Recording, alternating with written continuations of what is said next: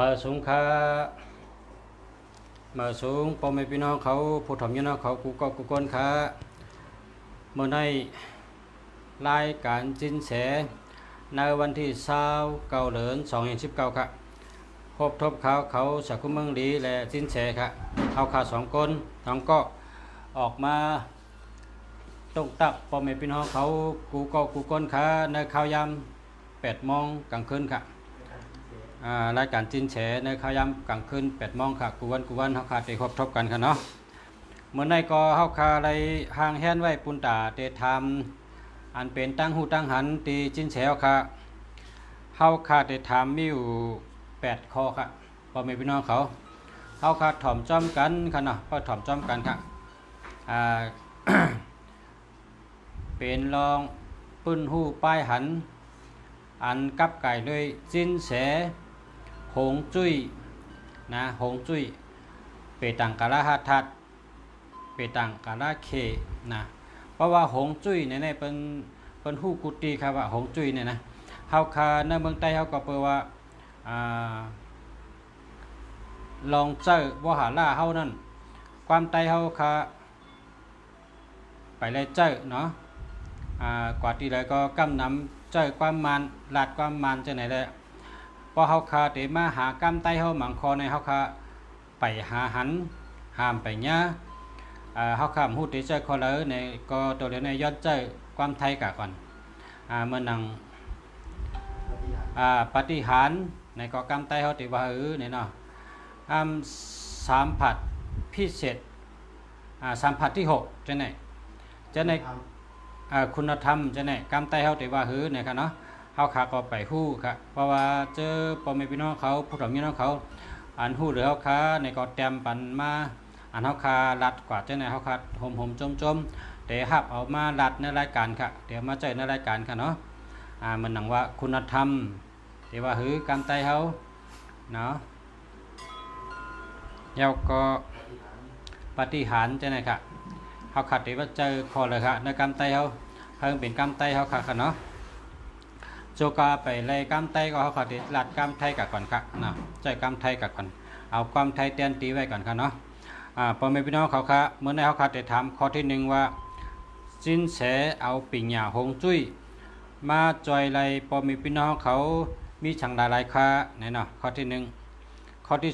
2เมื่อเหลออันเฮาค่าถูกดีจัดหงจุ้ยค่าเนี่ยนะเมื่อเฮาเกี่ยวโต๊ะค่าเมื่อเฮาก้ามต่อก้ามมาน5เหตุการณ์ขึ้น5นั้นก็ตันเป็นก็เป็นตันลู่ก็ลู่ตันชุ่มก็ชุ่ม5ตันชุกชักก็ชุกชักจากฉะนั้นเมื่อเหลยย่ำเหลยเฮาคาถูกดิจัดหงจุ้ยในเฮาคาได้ทำจินแฉเขาให้เขาลัดแนวคากันเนาะกำในข้อที่3ปอด้วยเปต่างตีจินแฉในเฮาคาเตะไรหู้สังได้ไรค่าเนี่ยเนาะเฮาคาห่างแฮมในคำถามข้อที่4ลอกลายโดยยามหลีไผ่หงจุ้ยในด้วยไรสังได้ไรค่าในข้อที่4ในข้อที่5เฮ็ดดีไรหลีมีตีเหลอเฮ็ดให้ไรหลีมีเต็มกว่าข้อถามเหมือนหนังว่าเป็นก้นใกล้ไวพระสวดมนต์ตาเสกู้สู่ก็เฮ็ดตาเสก้อยกะเฮ็ดสังหันจัดปานเฮาดีขึ้นก็หักและนาเฮิรนก็หลีใกล้หนาก้อยกะป้อมีเงินก้อยกะป้อมีเงินปองว่าตึกผ่านอยู่เหมือนเก่าจังไหนเตเฮ็ดถือจินเสเฮาจอยชับแรงลัดในปันเฮาคาเลยถ่อมพองค้าในเนาะกำในข้อที่6ครับหงจุ้ยปริวาระกวนใจในหอเนเฮิรนคำมันเปลี่ยนกอบสังคานะครับแล้วข้อที่8ครับข้อที่7ครับข้อที่7ในสัทธาหลีเป็นเจ้าหือพองนะสัทธาหลีเป็นเจ้าหือคาข้อที่8จำลองเข้าใจพิษตีเฮ็ดให้ก้นเฮาทุกข้ากะต่อบ่ตายมันมีสังหลายๆค่านี่เนาะเฮาขาดได้ถามจังได๋ค่ะเนาะพอมีพี่น้องเขาไปถ่อมไปเงียนจำกันค่ะ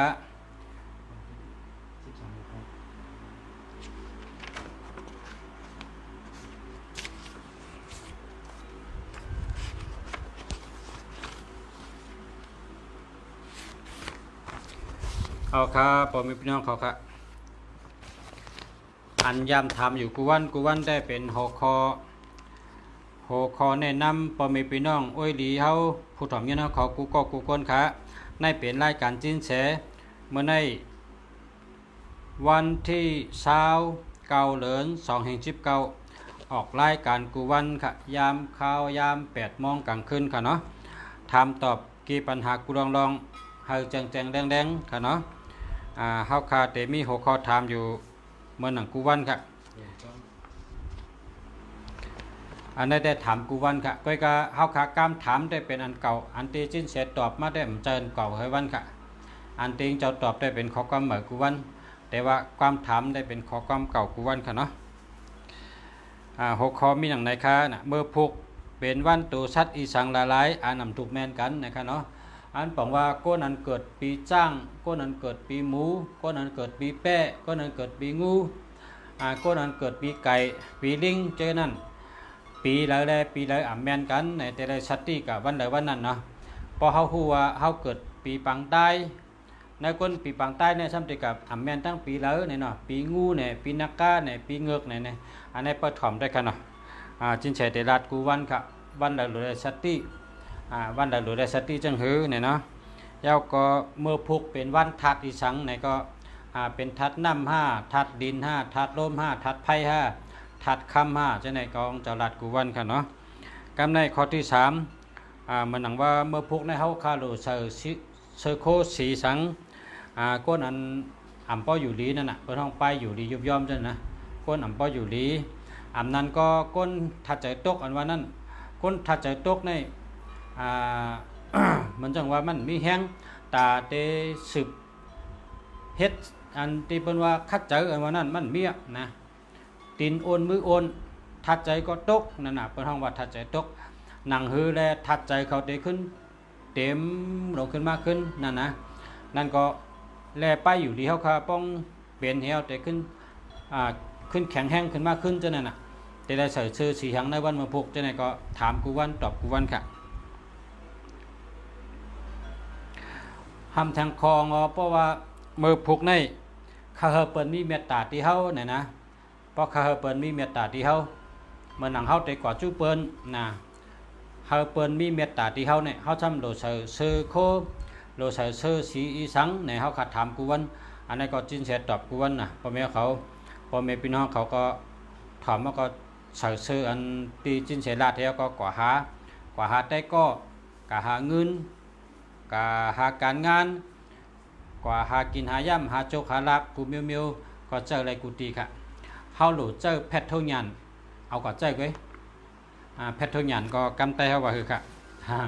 เอาก็เจอกำหมอเจอค่ะกำหยันหมอเจอตื้อไกนะกำหยันหมอเจอไกในกำไตเฮาขาในแพทเท่ายันนั้นก็ปั้นจองเนี่ยนะเพราะว่าปั้นจองเนี่ยพี่น้องเฮาในเมืองใต้เนี่ยบอกว่าได้กูเมียวใครปั้นจองเนี่ยนะสัปปะนะสัปปะทะสัปปะในกำปาดีนั่นนะสัปปะในตั้งสิ่งสัปปะทะสัปปะถอยเพราะว่าปั้นจองในกำแต่ว่าปั้นจองในบอกว่ากูเมียวใครนะอันเขาเตรียมไว้เนื้อกระถาเตี้ยนอ้างนั่นป้อเขาเตรียมไว้ว่ากระถาในปั้นจองเนี่ยกระถาปั้นจองป้อในนี้เจออะไรกูเมียวค่ะนะเจออะไรกูเมียว แล้วเฮาขาดถามกว่าเป็นคอจังไหนคะเนาะพอแม่พี่น้องเขาก็ปั่นแห้งเฮาคาในก็แค่นดอกกดถูกเจอกดแช่นำค่ะนะกดแช่นำค่ะเมื่อในหมวนจ้างเจ้าอยู่ที่เมืองปอนนะอยู่เมืองจ้างเจ้าอยู่ที่เมืองปอนเมืองจ้างเจ้าอยู่ที่เนื้อปงนะอยู่เนื้อปงแล้วก็คำพองก็อยู่โหปงคำพองก็อยู่ในปงเขาอยู่เมืองปอนก็แถวนั้นเจอเขายำมาตีเฮิรนคาเขายำมาเชียงใหม่ให้ก็ไล่หู้จักกันไว้เมื่อใดก็เขาก็สืบพงมาว่าเป็นได้การอันเหม่อเนเป็นรายการเหมืออันที่เนตั้งหูตั้งหันหากเขาว่าอันจากคู่เมืองที่เขาจัดขึ้นมาในเขาก็เลยนอนลึกกูขึ้นเนี่ยว่าก็เมืองลึกเมืองใต้เขานั่นกันเนาะนะก็มองเมืองใต้นั่นกันก็นอนลึกกูขึ้นก็นอนลึกก็เปิดต่อถึงป้าเย้าเขานะก็เพื่อว่าใครถ่อมใครยินนะครับว่า อันนั้นก็เป็นใต้ก่อกันเนาะเป็นเฮาขาเป็นคนปานเดียวกัน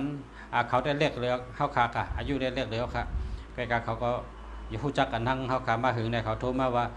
อยู่ที่เมืองใต้ก็ตุ้ยอยู่ที่เมืองใต้ก็ถ่อมเนาะแล้วก็ตองกี้ตองกี้ได้ เป็นคนฮู้จักกันนะเขาก็ก็บอกว่าเขารัดว่าเฮามีแพทย์ปุ๊กลุงหมอไว้ถึงเฮาป้องออกเนื้อแพทย์ปุ๊กลุงหมอในเฮาหันกูว่านะนี่ว่านะป้อมออกเนื้อแพทย์ปุ๊กลุงหมอได้คำพันกับก็ลุงหมอก็แชร์ปันกูวันนี่ว่านะก็ลุงหมอถ่ายทอดสดในลุงหมอแชร์กูวันน่ะเฮาก็ได้หันกูวันน่ะว่านะอันนี้ได้พี่น้องตองกี้นะพี่น้องตองกี้ตองกี้ฮะพี่น้องใต้เฮาติดตองกี้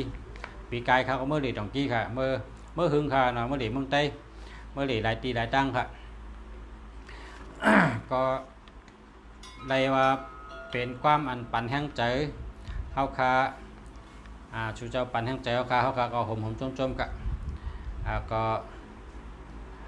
เตสืบคัดใจกว่าดังหือมันเตดีสิออนต้อนเสเก่าหนังหือมันเตเข้มหรือเก่าค่ะเนาะขอความอันเลอสังว่าเฮาคารัดกะเป็นความไทยในก็ชูเจ้าก็อย่าเป็นเน่ใกล้กาชูเจ้าม่วนเมปันนาเฮาคายินดีฮับตอนค่ะแต่มาลัดว่าขอความขอในความไตหรือว่าในในเฮาคาเดียวเจอกันในรายการเฮามันเป็นตั้งการค่ะเนาะอันเฮาคาใครฮู้ได้นะ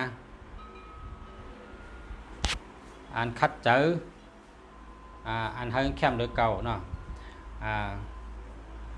ขอความเมื่อมันนังว่าคุณธรรมจริยธรรมมันนังว่าข้อกล้ามอันเมื่อสัมผัสที่6เนี่ยกำแต้วติว่าหือความปฏิหารเนี่ยกำแต้วติว่าหือจะในคันเนาะเป็นอันโหลได้หาวหาราชใต้เฮามาเจอมันแต่มีอยู่ครับมันแต่มีไว้ก็เปิดใต้เฮาก็เป็นคนเคยใหญ่เคยหลงเคยเจ้าเฮาข้ามไปหันแม่นนะเฮาข้ามไปหันแม่นในปรับความแตดอันแต้มไว้นะเฮาข้ามไปหันแม่นก็อยู่ที่ในเฮก็ย้อนตั้งใจแถมมาพ่อแม่พี่น้องเฮาเขาผู้มีตั้งหูใหญ่ตั้งหันนำเฮาเขาผู้มีตั้งหันกว้างเฮาเขาแค่นต่อรัดนี่ปันเฮาคาแล้วเจอว่าหาละขอความไต้นะแต่มาในรายการเฮาคาก็ยินจมค่ะโทรมาในทางโทรศัพท์สืบพงมาก็จมค่ะจังหือเกาหลีน่ะเฮาคาจอยกันเฮาคาได้ฮู้เตอตักได้รักเตอเข้าสู่เจ้าเฮาคาได้วนมีรายการเฮาคาเฮิงแคมตอนเดือเก่านั่นค่ะเนาะหนังหึงเด็กแคมก็จอยกันค่ะเนาะเมื่อเดี๋ยวได้ก็ตุกเป็นคนมาเหม่อค่ะคนมาเหม่อมันเหมือนคนเฮาคนกาเหม่อนั่นน่ะเมื่อคนกาเนี่ยพวกกับพึกกาในเมืองตึกกาเหม่อในกาก็ไปแคมค่ะเนาะกาก็ล็อกก็เข้าเปิ้นยุกตีนก็เหมือนเปิ้นยุกมือก็เหมือนเปิ้นก็เปิ้งพึกกาเหม่อหนังหึงแต่เข้าเปิ้นนั่นน่ะเฮาคาก็ได้คัดใจเฮิงแคมเดือเก่ากว่าก็จอยมากค่ะเนาะจอยมากกูไผ่กูตั้งกะ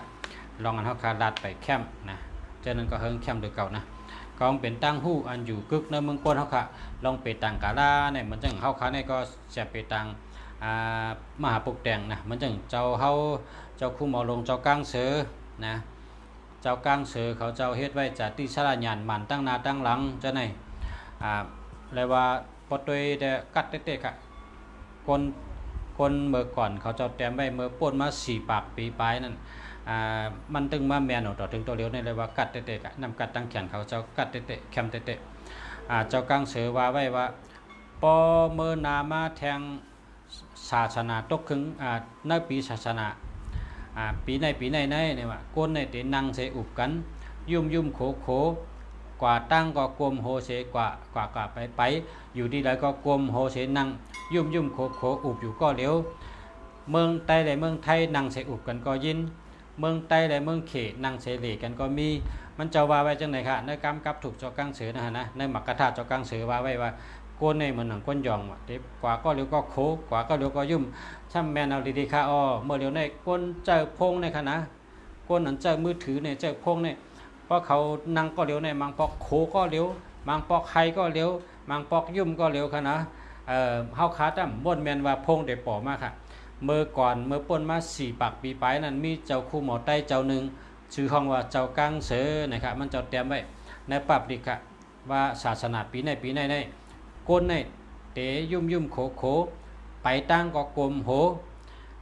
เมืองใต้และเมืองไทยก็นั่งอุบกันเมืองใต้และเมืองเขก็นั่งให้เหลกันรัดดอกกันหันหน้ากันได้นะครับอันนี้เป็นมักกะท่าในปรับเจ้ากลางเสือมีไว้เฮาคาเลยอ่านง่ายก็ปองว่าเอาแก่เตะๆค่ะเนาะนำกัดตั้งแขน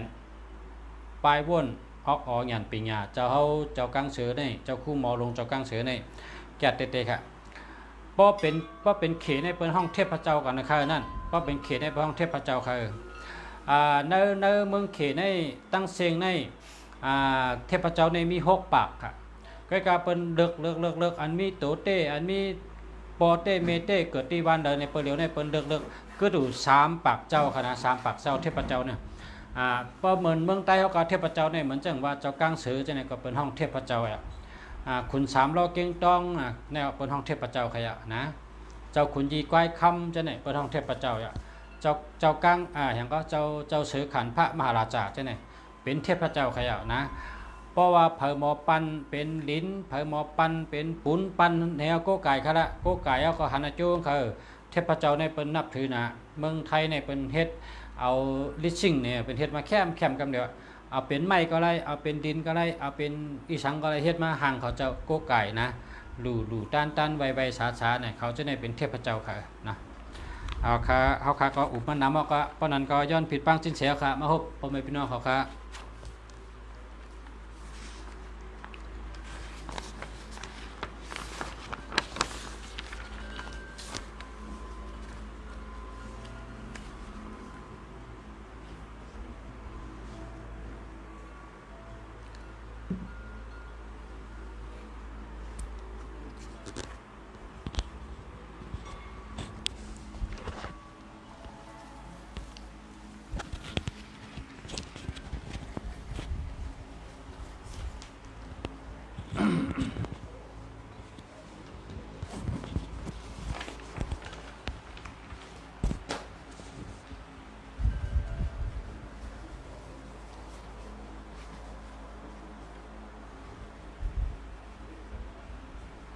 ข้าง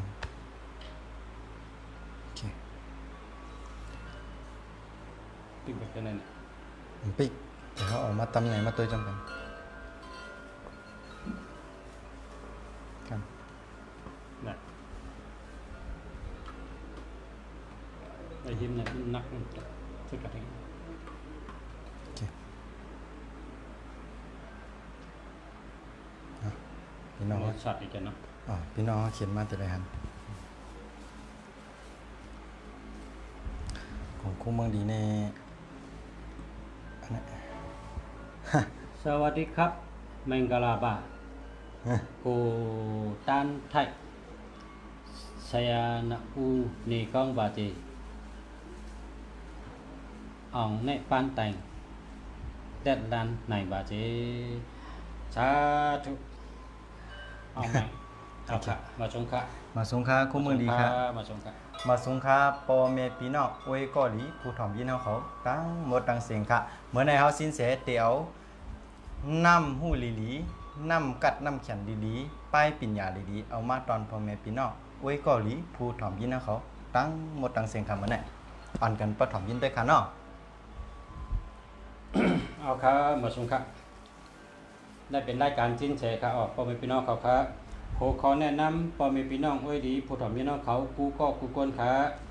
ในเป็นรายการสินแสเมื่อในวันที่29เดือน2/19ครับออกรายการกูวันค่ะข้าวยาม 8:00 นกลางค่ำค่ะเนาะ 8:00 นกลางค่ำกลางคืนค่ะ 8:00 นถามตอบปัญหาเครดิตปัญหากูลองหน่อยครับเครดิตเธอแจ้งแรงกูลองค่ะเนาะขอเมื่อในมีหนังไหนครับเอาค่ะได้ถามสินแสข้อที่1ครับเมื่อพุกเป็นวันตูชัดอีสังดาไหลอันอ่ำถูกแมนกันนั่นครับเมื่อพุกตั้งเขตเป็นห้องเอาวันไก่ครับไก่ฮะเลยตั้งปังใต้ในอ่ำแมนกันค่ะไก่เลยตั้งปังใต้ในคบกันในวันเมื่อพุกนั่นกอบนั้นนะฮะไก่ซ้ำเป็นทัดค่ำปังใต้ซ้ำเป็นทัดไม้เลยค่ำก็เหมือนมิดเลยไม้นั่นมันจามกันกอบนั้นในเมื่อผูกในก็จางเป็นกะไรก็ปัวไม่ในซ้ำอมน้ำก็นั้นผูกจางเป็นกะไรพลติตกค่ะนะยอก็ซ้ำจางเป็นกะไรที่ว่านะฮะก็เปอ ไก่ในก็เป็นอัน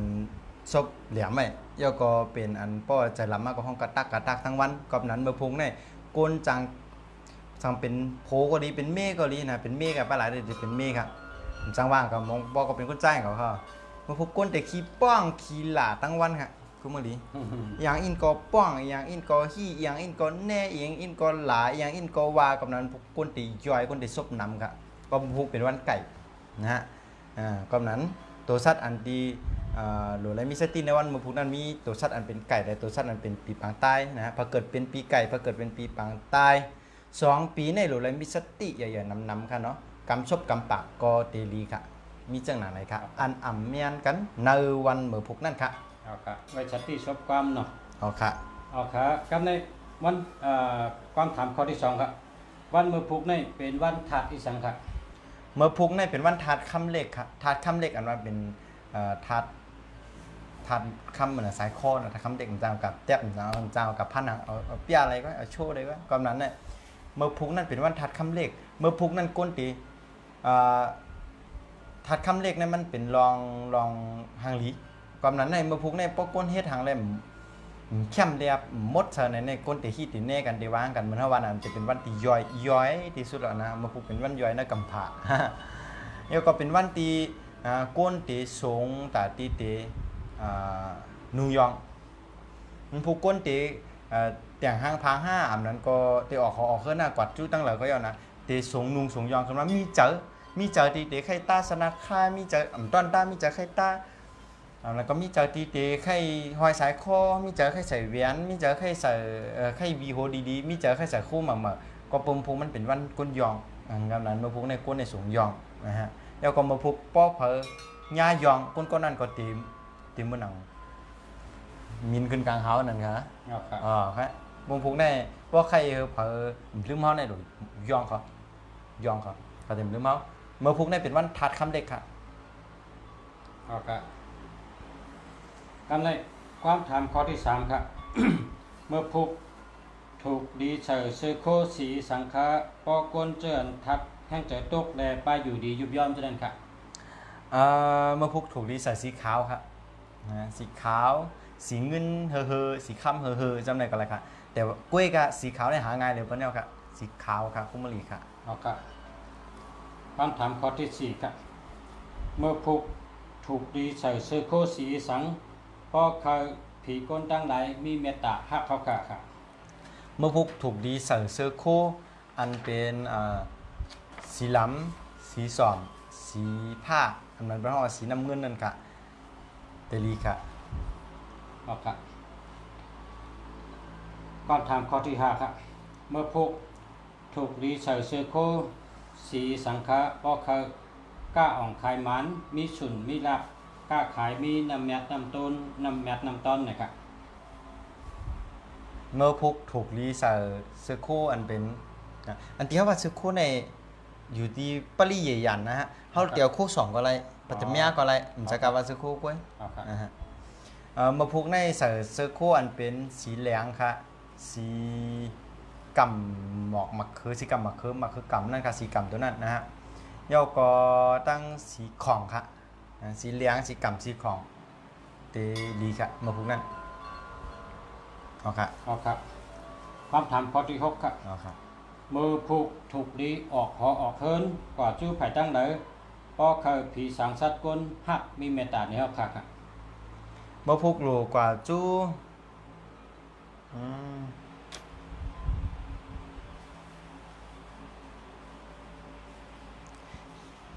จริงจานวันตกค่ะเมื่อพุกอันถูกดีกับจู้นั่นกับจู้ซื้อจริงจานวันตกกันเนาะค่ะตามในความถามข้อที่7ครับเมื่อพุกถูกดีออกหอออกเฮินกว่าตั้งไหนเพราะเคยกล้าแมดขายมันมีอเมดอโต้นำครับกว่าจู้ตั้งออกซื้อๆครับเนาะตั้งออกซื้อๆครับครับครับในข้อที่8ครับเมื่อพุกถูกดีก่อจ้าปัทมาเตเฮ็ดลองฉังเข้าเป็นมังกราและปันพรดีบุญดาตัวเฮาค่ะนะครับเมื่อพุกในเป็นวันตีสอนว่าเลือนลาวมันมาจู้กันนะฮะเป็นวันตีมีเฮียงแต่ฮะเป็นวันที่เฮียงแต่ค่ะเนาะแล้วก็เป็นวันที่ ว่าจะเป็นช่วยหน่วยกันค่ะเนาะบนห้องปังกลุ่มกัน อุปโภคกัน อุปโภคกันอำนั้นก็พึกซึกนะพึกซึก ครับ พึกซึกอันอยู่trong người trong loại nàyพึกซึกนะฮะย่อก่อนนั้นก็เป็นวันตึกต่อกันนะฮะวันตึกต่อกันอ่านเฮาว่าพึกซึกกันวันในป๊อบพึกซึกเตลีอ่านเฮาว่าช่วยหน่วยกันเนาะช่วยหน่วยเตลีแล้วก็เป็นวันอันที่แต่จ้าพึกซึกเป็นวันอันที่แต่จ้าช่วยหน่วยเป็นวันที่แต่จ้าอุปโอกันเตลีขึ้นปางกลุ่มกันเตลีนะฮะปางกลุ่มเรียกปางกลุ่มเหยาก็เหยานะฮะย่อก็เป็นวันที่ตึกซึกเตลีตึกซึกเตลีเฮาสินเสียรัดได้หมายถึงว่าพอตึกก่อนตั้งมันเป๊ะกับเฮาใครรัดได้ พอตึกกันตั้งเป๊ะกัน อ๋อค่ะอ๋อค่ะ ครับ หมากกองพออ่อนตั้งมันเตะเป๊ะย่อก็เป็นวันอันที่เดี๋ยวปมเป็นวันอันที่ออกตั้งก็อะไรครับมาพวกนี้นะฮะออกตั้งย่อก็ย้อนกำมังกลาอันนั้นก็เป็นว่าย้อนไว้วันตึงปังผีสังนะคะ ไว้จะเมืองคืนจะเมืองที่ไหน เจ้าเมืองก็ว่าผีสังก็ว่าอันนั้นตั้งเมืองพงเดียวกันว่าเทวราก็ว่าไว้เทวรา ไว้คุณผี อ๋อค่ะ ครับ แล้วก็เขาหาผู้ใหญ่ก้นหลวงเขาผู้ใหญ่ก้นหลวงเขาอันนั้นจำได้เนี่ยเป็นวันหลีเสียงการเทวราชมาเนี่ยนะว่าจะเป็นเขากะหาเหล่หาสมัครงานตกงานไว้ตกการไว้เหล่หาการนะฮะก็เตลีแล้วก่อนนั้นก็กะหาเจ้านายเก่าเกาหลีเจ้านายใหม่เกาหลีเขากะหาเขาก็เติงปางเขาก็เตลีนะฮะอันนั้นกะหาโอ้ยก็โอ้ยเซอันใดผ่านยานกันถึงเกาหลีอันใดก็หากันหลายวันมากเกาหลีเลยกว่าเลยหากันก็เป็นรองดีครับย่อก็เป็นวันเปียวเตปอกเมื่อแอวปีแอวน้องหาปีหาน้องนะฮะเหมือนเมื่อพุงในสินเสก็เตปอกเมื่อเมืองพงที่เมื่อเฮ็ดยาในขนาดนะในเมื่อพุกสินเสก็เตออกตั้งสินเสก็ตัววันเนี่ยสินเสก็ว่าจอมเฮ็ดจอมเฮ็ดจอมเนี่ยก็จ่องว่านะฮะสินเสเฮ็ดจอมเอาหันพรเหลียวจ่องมาลัดในพ่อแม่พี่น้องเขาเมื่อพุกก็สินเสเตออกตั้งเหมือนกันนะฮะกับหาปีหาน้องกับเมืองพงนะเมืองพงตีเจ้าโปอยู่นั่นน่ะก็สินเสเป็นจัดตีเมืองพงอ่ะเกิดเมืองพงเจอเมืองพงสมัยเห็นน้ำหูน้ำเมืองไทยนี่ไงครับเนาะเอาละกว่าเลยหาปีหาน้องหาพ่อหาแม่เขาเกาหลีเนาะหาพระเกาหลีปอกกับหาเขาเจ้าเมื่อพวกนั้นก็จะเป็นรองดีอันนั้นก็อยู่ไกลจังกว่าทั่วกว่ารัดดอกเขาเจ้าค่ะแหละนะเป็นรองดีค่ะย่อก่อนนั้นก็ออกหาเงินหาค่ำค่ะก็เป็นรองดีเหมือนนั้นเหมือนกันนะฮะเมื่อพวกนี้เป็นห้องว่าวันเกียงยิกในขณะนะวันเกียงยิกเนี่ยอันที่เราเฮาลาดมาทั้งเสียงเนี่ยอ่ำจุดไรเตดีหมายถึงว่าเฮาหลุดเนี่ยเทศเมียวหรือเมียวนึงอันเฮาสิเสียลาดมาเนี่ยย่ออันถูกดีก่อจ้าปัดธรรมะแต่ตั้งเฮ็ดในวันบ่พุกนั่นเหมือนว่ากะฮับจันอย่าทูจันทานเปิ้นมอบป้อยเปิ้นเฮาเลยกะฮับเขากะฮับเปิ้นปันโค2เฮาเลยกะเอานะฮะอำนั้นก็จับอยู่จ้องกันมาหึงอ่ะก้วยกำจับต้องประมาณไหนก็กะย้อนลูกย้อนเต่าก็ไรที่ทอดทีมแมทอันเฮายืมย้ำนับถือนั่นก็จางได้ลูกทอดรุ่นแมทมาเหมือนกันนะฮะย่อก็เป็นวันหลีเตียวติดตังเสาก็เลียมนั้นก็ขุดลิ้นนะพังก้นตายแปดก้นตายเผาศพทำไหนฮะแล้วก็แม่หอแม่เฮือนแม่อันรองอันลู่แล้วนะหอนะเฮือนนั่นก็เป็นรองหลีเป็นห้องว่าคืนเสาเอกนะครับว่าพวกตั้งไทยแต่ปักเสานั่นค่ะนะเสากลางเฮือน ปกเสาจอมครับ ปกเสาจอมนะฮะก็เป็นวันหลีตีเตเป็นวันแต่งงานก็ไรวันมังกรก็ไรมาพุกในค่ะนะย่อก็เป็นวันที่ออกตาออกตั้งหลีก่อนนั้นสิเสก็ออกตาออกตั้งเมืองพงในวันมาพุกนั่นกันนะเอาค่ะอันนี้เป็นร่องหลีก่อจ้าพันธมาแต่ตั้งเฮ็ดกว่าเหมือนสิเสก็เดี๋ยวตั้งก็เลือกออกก็สิเสเลยออกตั้งเหรอสิเสเตะจะออกตั้งขึ้นมาในสิเสด้วยวันหันว่าออกตั้งมาพุกดีสิเสก็เดี๋ยวออกตั้งมาพุกนะฮะในก็เหมือนกันนะนะครับเป็นลองเรียนดีเฮ็ดก่อจ้าปัทมาเฮ็ดในวันมาพุกนั่นครับ เอาครับ นะครับ เอาครับการในความถามข้อที่เก่าครับเมื่อพุกในอันอ่ำถูกดีเฮ็ดมีสังใดไรครับ เมื่อพุกในลองอันอ่ำถูกรีเฮ็ดในค่ะก็เปือว่ามันเป็นวันเกียงยิกนะฮะกอบนั้นอ่ำหลีนะฮะอ่ำหลีตีเมื่อกันในปกเสาจอมในปกไรปกไว้ให้นั่นก้อย เอาครับ ก้อยกาอันอ่ำหลีซ้ำอ่ำหลีเฮ็ดการก่อสร้างครับ อ๋อ การก่อสร้างที่เฮ็ดเตี้ยๆว่าประเทศค่ะปกไว้ในไรนะฮะย่อก็อ่ำหลีเปิดทางเข้ามาเปิดทงเข้ามาเปิดช้างเข้ามาเปิดยุ่งเข้ามา ทางยองเข้าครับ อัมรีเปิดยองเข้ามา อันที่ห้ามไปกัดยากกับเก้าเงยกัมตัวนั้นอ่ะอำลีกับเปิดเมื่อพุกนะครับอำลีกับเปิดปีไว้ก่อนอำลีกับเปิดเอาอันเหมือนนั่นแล้วก็อำลีเปิ้นน้องว่าอำลีลงน้ำลงหนองลงห้องลงเฮือเมื่อพุกนั่นค่ะนะฮะแล้วก็เพราะว่าแข่งเฮือแข่งไพ่เฮือกันอย่างเมื่อในก็จะมีปริศนาคืนไรนะฮะก็คือเมื่อพุกนะฮะเพราะนั้นเมื่อพุกเนี่ยอำลีเอาเฮือลงน้ำอำลีแข่งเฮืออำลีลงน้ำอำลีเล่นน้ำแล้วก็อำลีเปิดทางเข้ามาทงเข้ามายุ่งเข้ามานะฮะก็เปิดว่าป้อไรจือว่าเป็นวันเกียงยิกในหลวไรมีสติเตะในลองจะไหนแล้วก็เป็นวันที่อำลีเมื่อกันในขุดหลินในกล้วยนะกล้วยกับอำลีขุดน้ำบ่อครับอำลีขุดหนองจำไหนครับนะฮะแล้วก็เป็นวันที่เป็นห้องว่าอำลีออกเฮ้อนะฮะอำลีออกเฮ้อนั่นก็จะเฮนะฮะอันลำลองเลยเปิ้ลในเปิ้ลเฮ็ดได้หันผลกำเดียวในขุดน้ำบ่อแล้วก็ถ่อเฮือมาเอาเฮือมากับลงน้ำนี่ค่ะก็เป็นอันเฮอมีสตินี่ค่ะอันหรืออะไรมีสติในวันบุพุกนั่นค่ะนะฮะเอาค่ะครับในทำทางคอที่ชิปค่ะทำปุ่นตานางยิงเขาปุ่นตาผู้ยิงเจิ้นป้าต้องป้าสันเทในม่านเขาเจ้านะครับหรืออะไรสติมีตีอะไรครับหรืออะไรสติมีตีเดียวก็ให้คำบุพุกเนี่ยอย่าไปกาอยู่กาเล่นอย่าไปใกล้เขาใกล้ออกพัดตุลงครับกันได้ก็ครับว่าใกล้เขาใกล้ออกพัดตุลงในจังลูกแบบลูกนั่นจังโลแบบจังหยอดแปดให้ไหนครับอันไหนครับคุณเมืองดีมีเจอไหนครับครับคำแนวค่ะเดสิถามจินเสียวค่ะอันขอถามตีในทางเฮียนด้วยครับครับ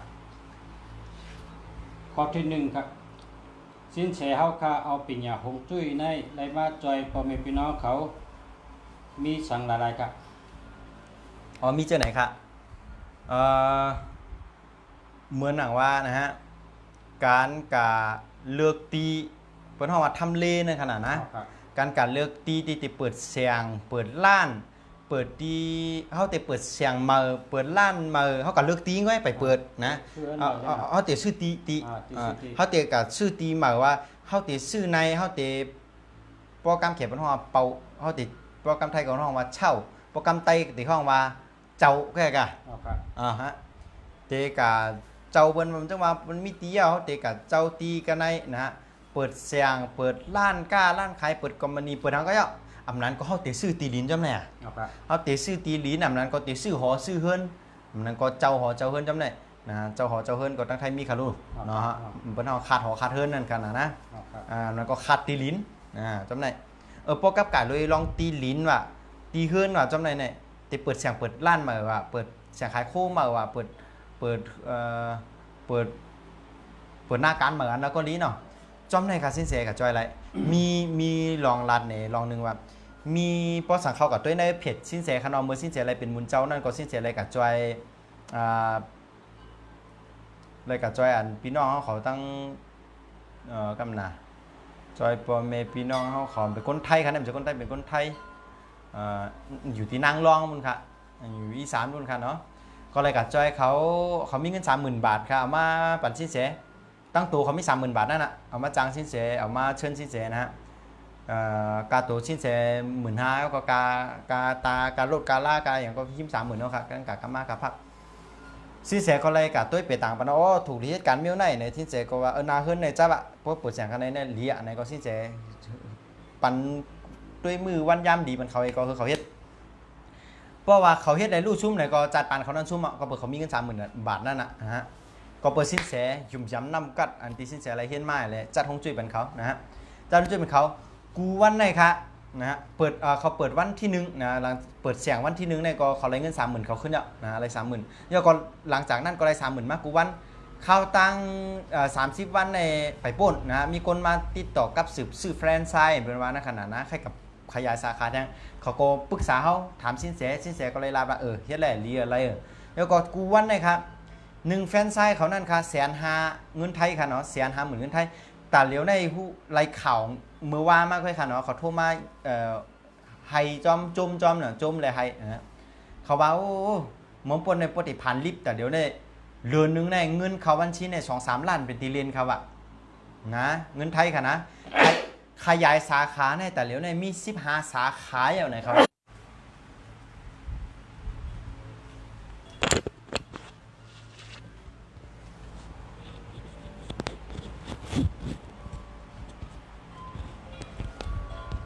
ขว้างปันอินค่ะเนาะพ่อแม่พี่น้องเขาก็เพื่อว่าเมื่อไกลมีพงเขานะฮะเป็นโทเขามากค่ะเนาะก็เปิดพ่อแม่พี่น้องเขาฮู้ว่าสินแสเตกว่าสามเหลี่ยมทองคำแต่กว่าเมษายแต่กว่าเมืองพงตะคิเล็กเนี่ยแหละพี่น้องเขาจะอยู่ตั้งปุ่นก็เลยกับสืบมาว่ามาจากทงจุ้ยบันพองคณะในครับว่านะเนี่ยโอเคแต่เดี๋ยวในก็มาต่อทั้งค่ะ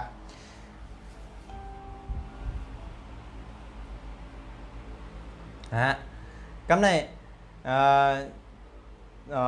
ตะเป้เขาก็ได้นะฮะชื่อว่าปีเก่งเนี่ยครับว่านะปีเก่งก็ได้นะ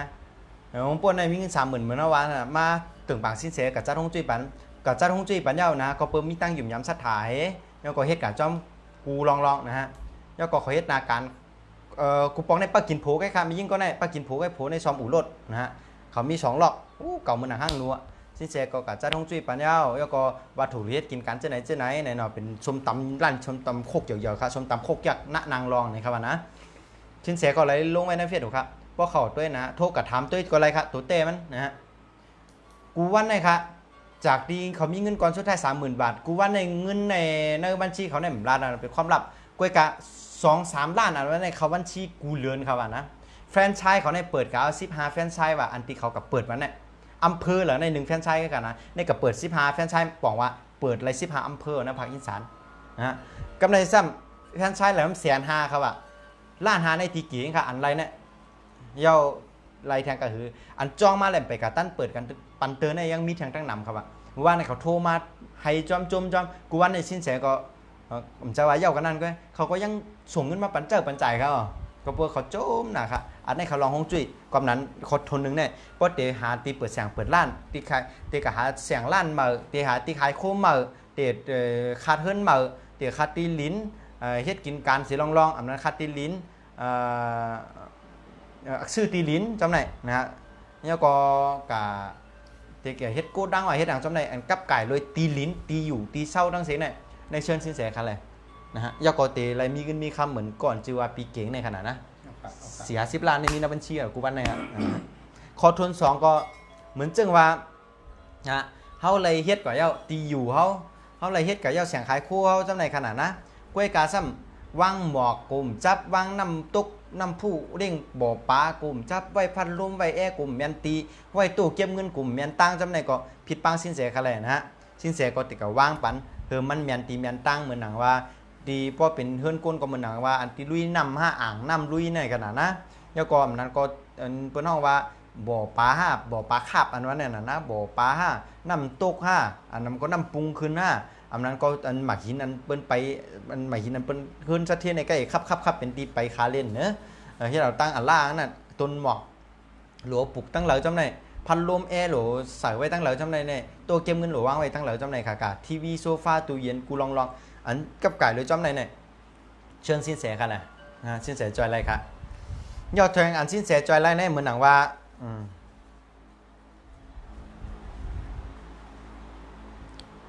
เมาลอง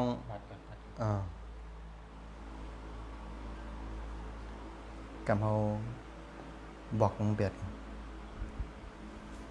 กำปดจะเขินนั้นบอกแบบมือมไหลหันไล่โซ่เราทั้งกำในคอทน3นะฮะเหมือนหนังว่ากา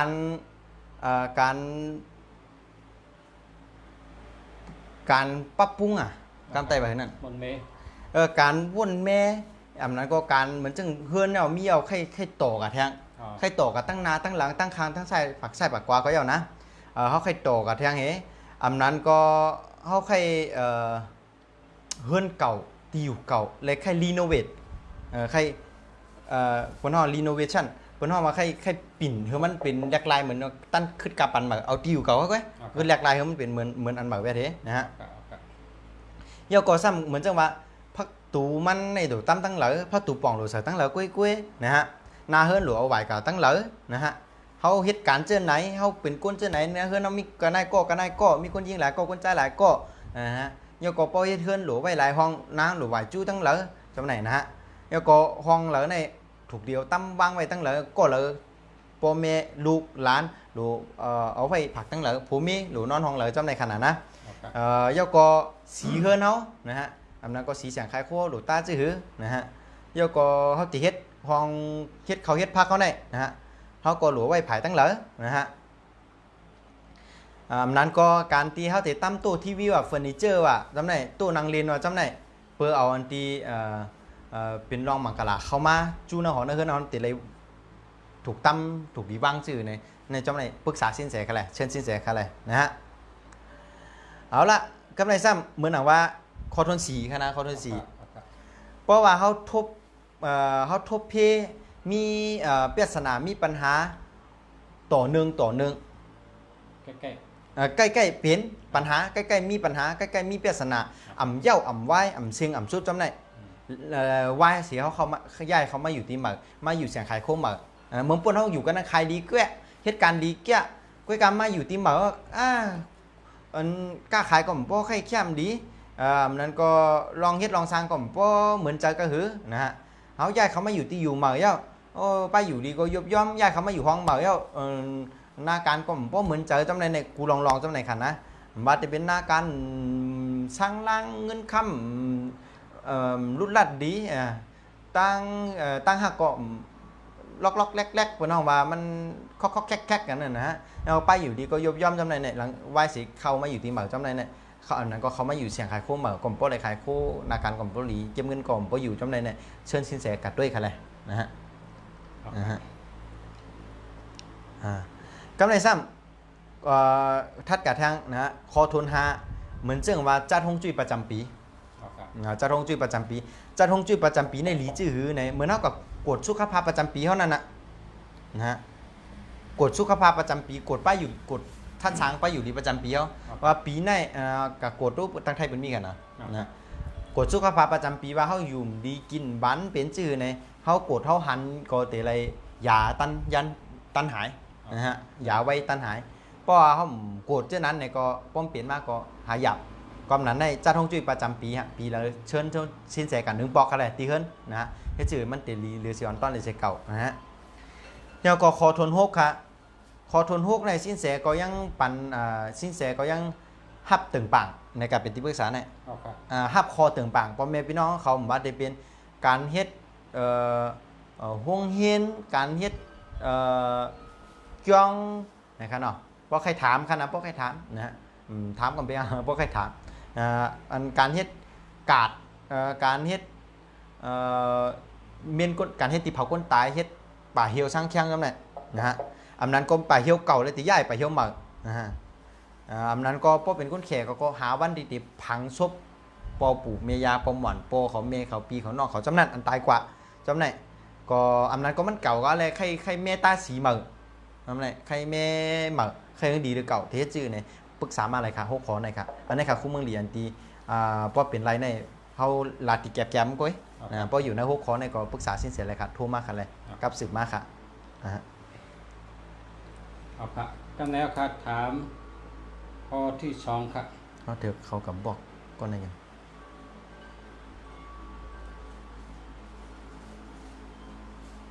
มันเยอะเจ้า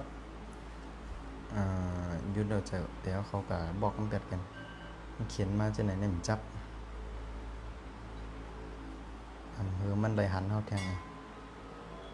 ก็ในอันว่าเสียงเหลียงมีกาขันเนี่ยบอกเป็นปันหันเขาแทง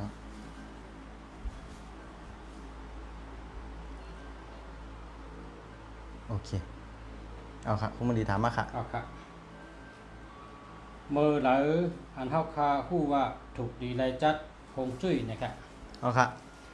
นิ้ว7 คอค่ะอันที่เอาที่ย้ำมาคุยกันนะเอาค่ะคอทน1เหมือนว่าจัดปานเฮาแน่เนี่ยเฮาเฮ็ดสังก็เย้าเฮาขึ้นอย่างมาสูงเหมือนหนังที่มันถูกรีเปลี่ยนที่แท้นี่อันเปิ้นเหมือนเฮาไปมังมีเปิ้นเหมือนเฮานำกัดแขนเหมือนเฮาลักเลียดเซลฐานกันภาวะฐานกันจัดปานเหมือนกันในกำไรซ้ำเขามาเขาก็เฮ็ดเหมือนเขาก็เฮ็ดเหมือนเฮากุ้ยกาซ้ำจัดปานเฮาได้ขึ้นอย่างมาสูงฐานเขาไรมันถึงตีถึงตั้งเหมือนหนังอัดถางเฮาวนไว้มันถึงที่ยังหมายเฮาไรง่ายๆมันเหมือนหนังตื้อตั้งที่เฮาวางไว้จำในเนี่ยเปิ้นเฮาว่าจัดปานเฮานั้นมันขึ้นอย่างมาสูงไรเตาไรเหมือนหนังเหมือนจะเฮาวนนะแล้วมือเฮาเอากระแตกที่เหลอมือเฮาเอากระแตกที่อ้วยก่อเฮาอันมีตั้งกัดแขนหมอกเฮา อันอายุไอมอกเขานั่นปองว่าเขามีเฮือนอันเป็นหอฮวงจุ้ยนั่นอ่ำเข้มค่ะยาฮวงจุ้ยอันอ่ำป้อหลีค่ะกอบนั้นในมันเฮ็ดเธอป้อฮวงจุ้ยดีก็เหมือนไพ่มั่มหมานก้นเขาเหมือนพงอันเขาใกล้ร้านนั่นนะเพราะไพ่มั่นหมานก็พงมันก็จังไกวไว้ก็ไอเฮียงพงมันก็ฐานจังเสริมนั่นกันนะกอบนั้นเหมือนกันครับป้อฮวงจุ้ยดีเนี่ยมันก็เตตุกเป็นว่าติดตึกโซนเขาติดตึกโซนเฮ็ดเธอเขาว่นพิษแทบตาเจอพิษแล้วก็ลงตื้นพิษเจ้านั้นก็จัดปานมันก็เฮ็ดพิษกันนะมันก็ลู่ซุ่มลู่เหลียวไกวปังกันนะครับการในคอร์ทนึงย้อนก็ป้อจัดปานเท่าเดิมขึ้นอย่างมาสูงเหมือนหนังที่เขายังอ่านไว้นั่นก็ในส่วนว่าดูไรจัดฮงจุ้ยค่ะคอร์ทนึงคอทนสองนั่นอันลองจ่ายเขานั่นป้อเจ้าเป็นห้องว่าลองตาไรเขานั่นนะมันไล่ไรเขานั่นมันป้อจอมหนังไล่จ่ายเขาไล่จ่ายเขานำเดือนไล่ไรเขาเมื่อหนาวหาไรเลือน15,000อันไล่จ่ายเขามี20,000จอมไหนครับมันหมาดกันมันกับไก่กันมันจับกันได้ไหนครับมันจุดกันมันหลุดกันไล่จ่ายนำหรือไล่ไรมันไหนป้อมเป็นเจ้าเนี่ยป่องว่าห้องจุ้ยตีอยู่ตีกินตีเช่าเขานั่นน่ะหอเฮือนในห้องเล็กๆก็ห้องจุ้ยนะห้องเนี่ยเป็นร่มจุ้ยเป็นน้ำเหมือนเขายามซับแรงนะห้องเล็กๆก็เป็นห้องจุ้ยไรครับห้องยาวๆก็เป็นห้องจุ้ยเลยครับป้อมเป็นกล่องสี่เหลี่ยมได้เป็นห้องจุ้ยตั้งเสียงครับเป็นกล่องสี่เหลี่ยมก็ป้อมเป็นตีอันมีลมหายใจอยู่นั่นเป็นห้องจุ้ยเอาครับมีลมหายใจอยู่เสียแต่เป็นนางดินเปล่าๆก็ป้อมมีลมแนะนำในเป็นห้องจุ้ยเอาครับนะก็ในเอาเป็นว่านะฮะป้อมเหมือนหนังรายจ่ายในนำหรือไล่จำในบอกว่าห้องจุ้ยตีอยู่ทางเซาห้องเปลี่ยมันเข้มอยู่เชิญกัดด้วยเอาค่ะนะกำในคอทน3ครับคอทน3ในไหลเงินมาเอาเก็บอยู่ในก็ปองว่าถงเงินโหนะครับกะเขาในก็ป้อมเปลี่ยนเจ้าไหนในเอาละเชิญกับเจ้าทงจุ้ยแล้วค่ะกำติโหนำเลยในค่ะนะคอทน4ครับคอทน4เนี่ยเป็นห้องว่าผมมีกันกำใกล้พิษเถียงกันนะกำใกล้พิษเถียงกันมันมีปัญหานำหนักมันมีลองสู้ยุงนำหนัก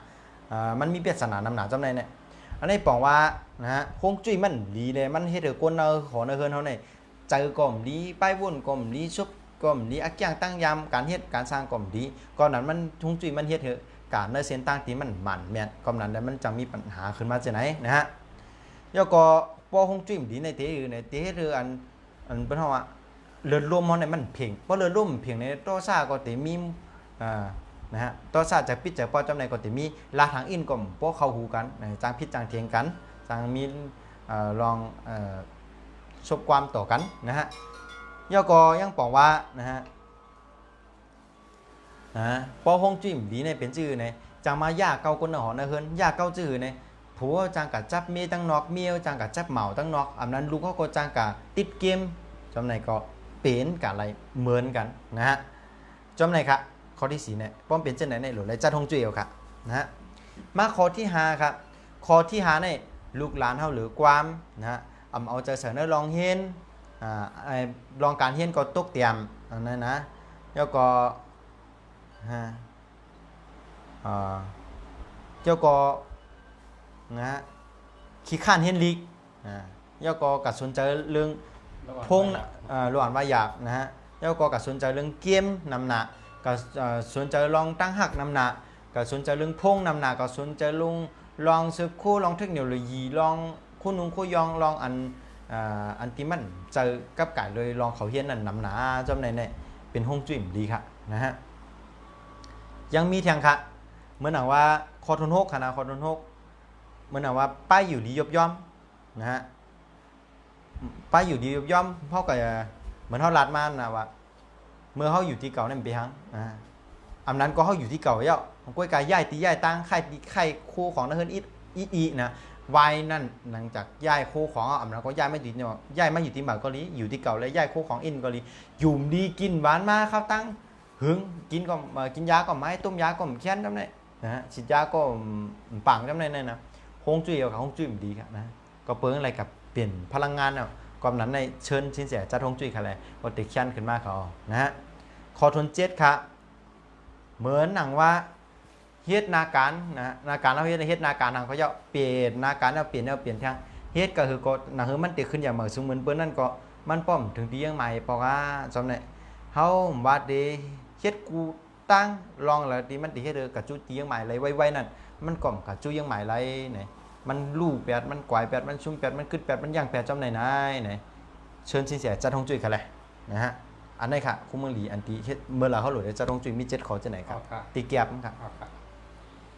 ทำได้ซ้ำพอเตมาตัวไปต่างที่จินเสียวค่ะนี่เตไรหู้สั่งได้ค่ะเป็นรองลีครับเพราะมาตัวไปต่างที่สินแสในเป็นไปต่างอะไรครับไปต่างจินเสียค่ะ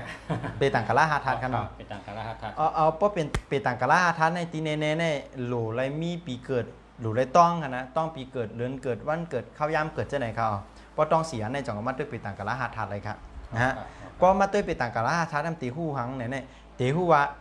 เฮาเตียวทาทางเสริมดวงเฮานะฮะทาทางเป็นเฮามากำจู่เฮากำหนามเฮานะฮะเหมือนเฮาเป็นก้นทาทางเฮาโหลทาสังมากำหนามเฮานะฮะกำหนามเฮาไผ่แล้วนะแต่มีจำนั้นเจ้าตีหู้เลยว่านะฮะปีใน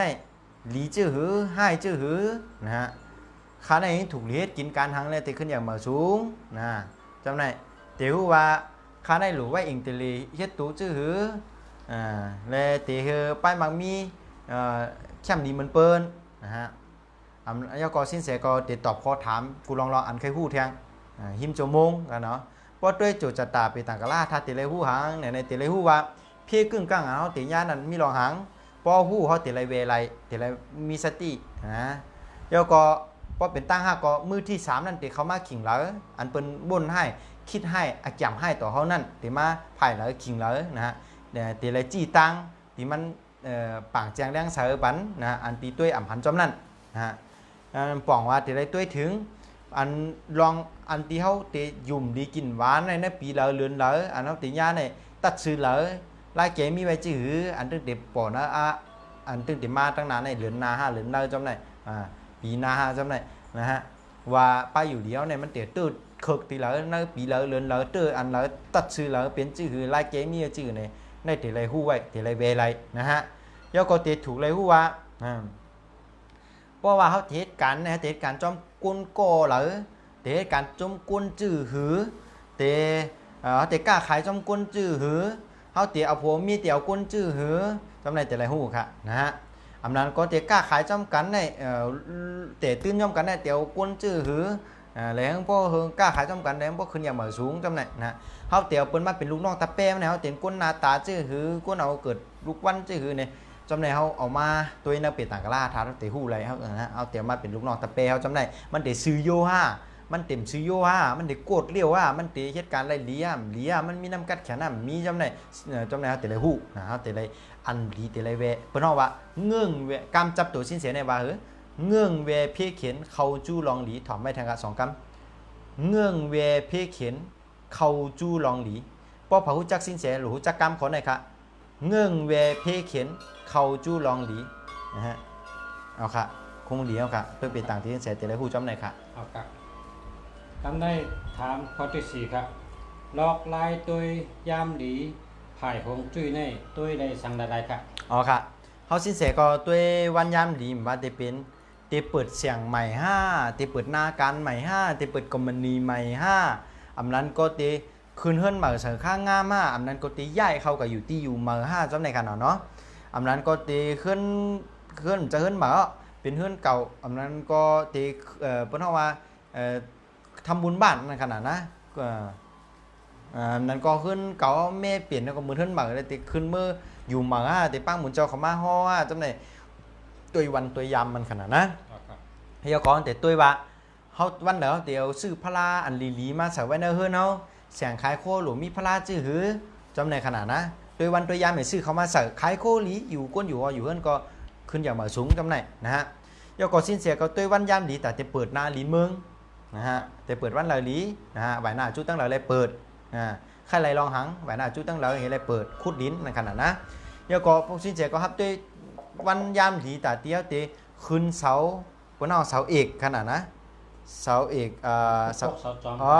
เขาติตุ้ยวันยามดีแต่พวกเสาจอมมาวันละดีนะฮะเขาตุ้ยวันยามดีแต่เดี๋ยวขึ้นป้ายร้านเฮาขึ้นป้ายเสียงขายโคว่าขึ้นป้ายคอมมานีเฮาในเอาวันละดีเขาติเปิดบริษัทเปิดคอมมานีนั่นเอาวันละดีนะฮะอำนั้นก็ติออกรวดออกก้าเหมือจำได้อำนั้นก็ก้าออกก้ามือสองไว้เอากะเพราะเก่าเปิ้นหมาเขานั่นขนาดนะแล้วไหนติออกวันละดีนะฮะ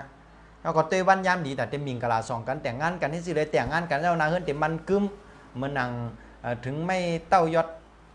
ทองกับว่องยอดเพียรอันไทยเขาว่านะเท่าโคหกงโคซ่างาสอนโฮมกันเฮ้ยจื้อแล้วเพราะมันเกี่ยนได้มันได้แตกมันได้ย้ายมันได้ผาดยันกันได้เป็นโปห้างไม่ห้างโปไม้ไม่ไม้จำได้เพิ่งโปเป็นโปขึ้นเมขึ้นโปขึ้นหนุ่มเมขึ้นหนุ่มโปขึ้นเหยาเมขึ้นเหยาโปขึ้นเท่าเมขึ้นเท่าให้ไหนกะเพิ่งโปกำกึมกันกะให้ไหนกะมันกึมกันไหนเนี่ยเขาที่เอาวันเลยมีกระดาษสองพันเขานะฮะอำนั้นก็ไปเป็นตั้งไทยเป็นห้องว่ากะเขียนทะเบียนสมรสปนตั้งมันก็มีเขาก็เจ้าเป็นกรรมแต่เขาก็กล้องก็กะพอเขาวันเลยเดียวติกะเขียนทะเบียนสมรสจอมกันเลยเต็มเลยเปียดกันนะเพิ่มนอกจากเพิ่มในก็มีวันมันเขานะฮะแล้วก็พอเตเกิดลูกนะพอเตเกิดลูกเขาเตพวกหมอก็เขาผ่าเกิดแล้วเขาลูกเกิดทั้งก้อยมันไรเขาเตผ่าเอาวันเลยย่ามเลยเฮ้ยลูกเขาเกิดมาในพอหน้าตาดีฮักดีเปียงคนใจเกาหลีไม่ยิ่งเกาหลีพวกเกิดมาเลยป้ายปิญญาเขากัดแขนเต็มทนเป้ถูแล้วก็เขาขึ้นอย่างเหมือนสูงกับวันตามเมื่อนาเขาถูกลีตัววันยามดีปันเขาจื้อหือในขนาดเนาะก็ในซ้ำทัดกะแทงตัววันยามดีแต่เต็มเป็นห้องว่าล่างอาถรรพ์ก็ความตายก็ล่างลือเปียดอันอ่ำดีบาแต่เป็นล่างลือเปียดเนื้อหอเนื้อเฮือนเฮาอันอ่ำดีตั้งเซ็งล่างลือเปียดอันตีเนื้อตัวเนื้อขี้เฮาอันอ่ำดีตั้งเซ็งจอมไหนมันติดตัววันตัวยามเห็นล่างปันขนาดนะเหมือนว่าวันอิมติกอันนั้นขนาดนะจอมไหนก็สิ้นเสียจอยปอมเมพี่น้องเขาเลยค่ะเดี๋ยวก็ยังมีทางตั้งน้ำค่ะตัววันยามดีแต่เตเฮ็ดทางก็มีทางตั้งน้ำค่ะก็สิ้นเสียก็ฮับเป็นตีตึงปังปอมเมพี่น้องเขา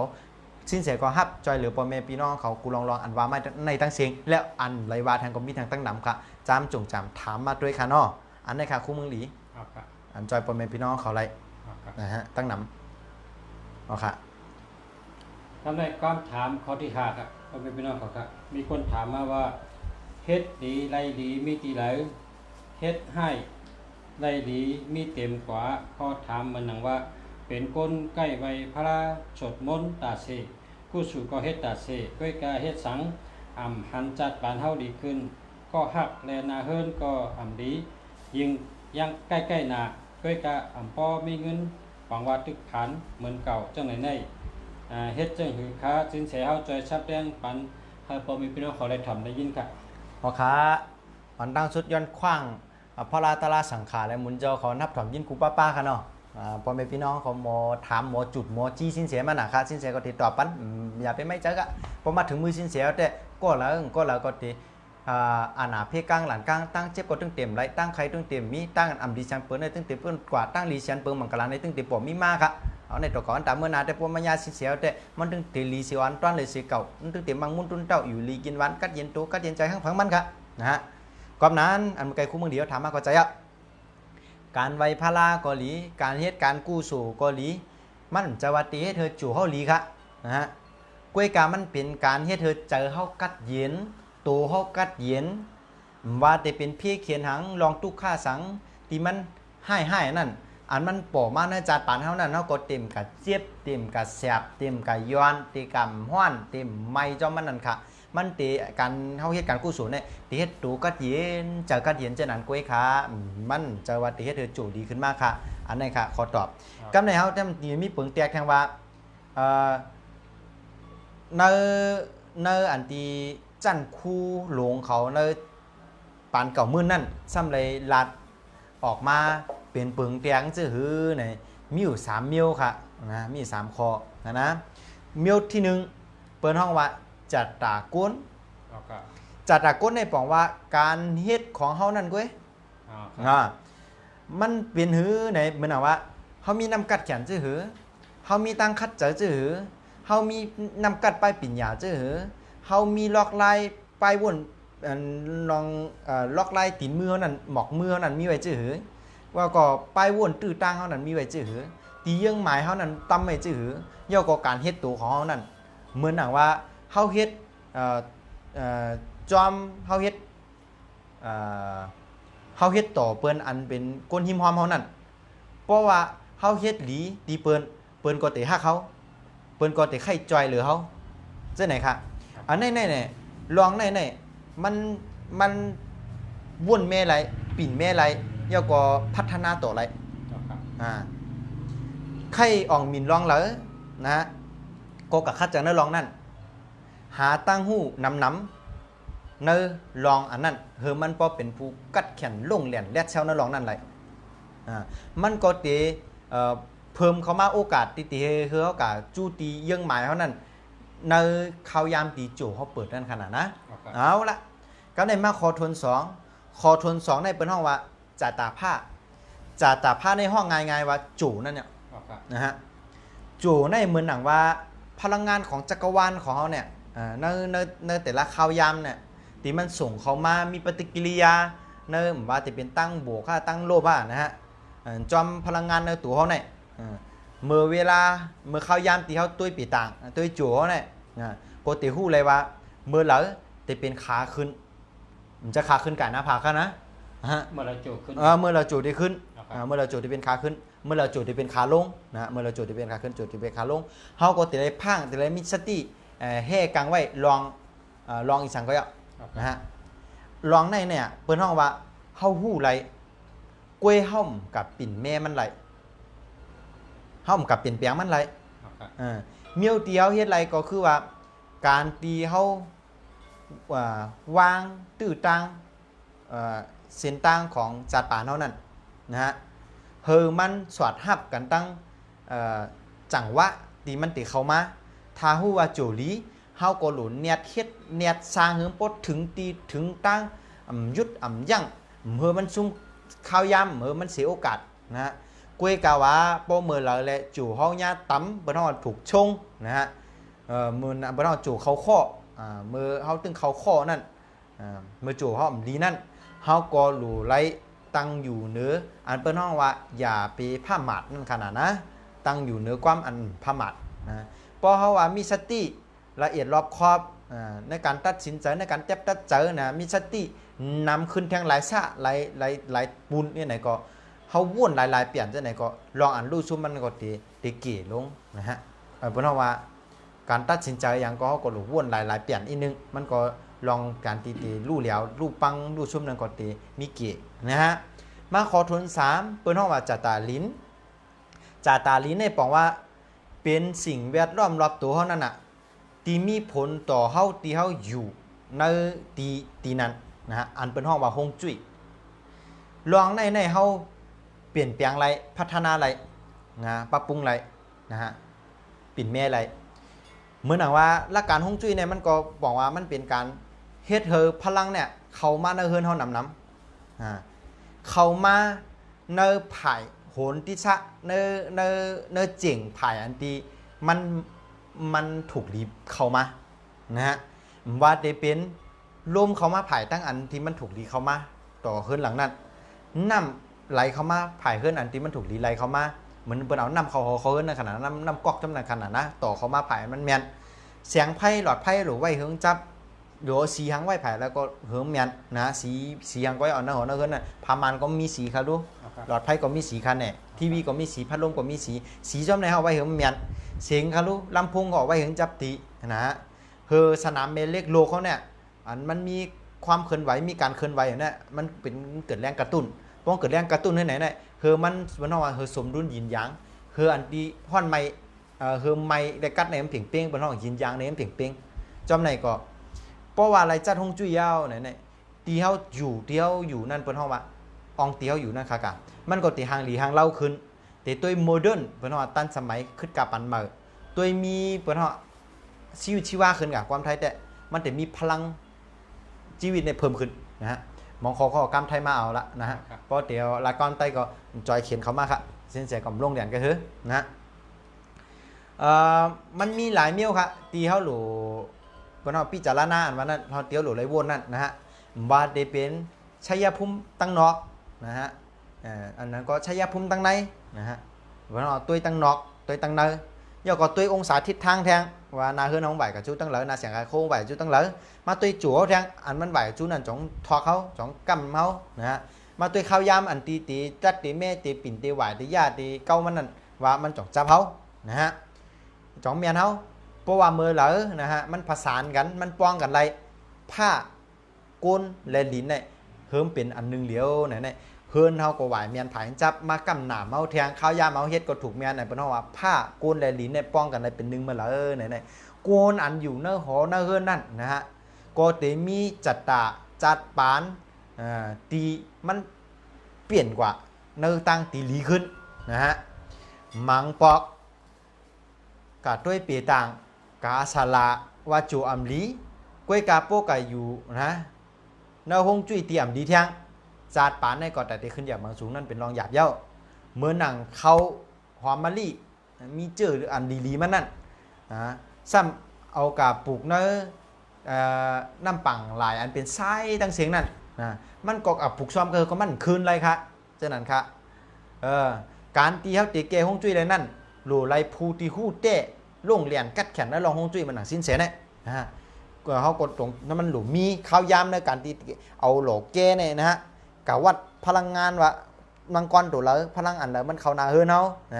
มันจะง่ายๆกะเหมือนหนังกะซื่อสะอกเนื้อกาดเนื้อรีเลยมาอ่านนี่เลยกะเฮ็ดจ้อมันจะง่ายเจ้านั้นครับมันซับซ้อนนะครับพอสังว่าเพิ่นเคยป้าใจห้องจุ้ยก็กับสืบสินแสมาเลยครับอันนี้ครับลองเขาตอบกับคอมเมอร์กันนั่นกับคู่มือดีนะครับคำในแทงคอค่ะข้อที่6ครับคงจุ้ยปริวาระคนเจอเนื้อหอเนื้อเฮือนอยู่อ่ำคำเป็นกอบย้อนสังขะอ๋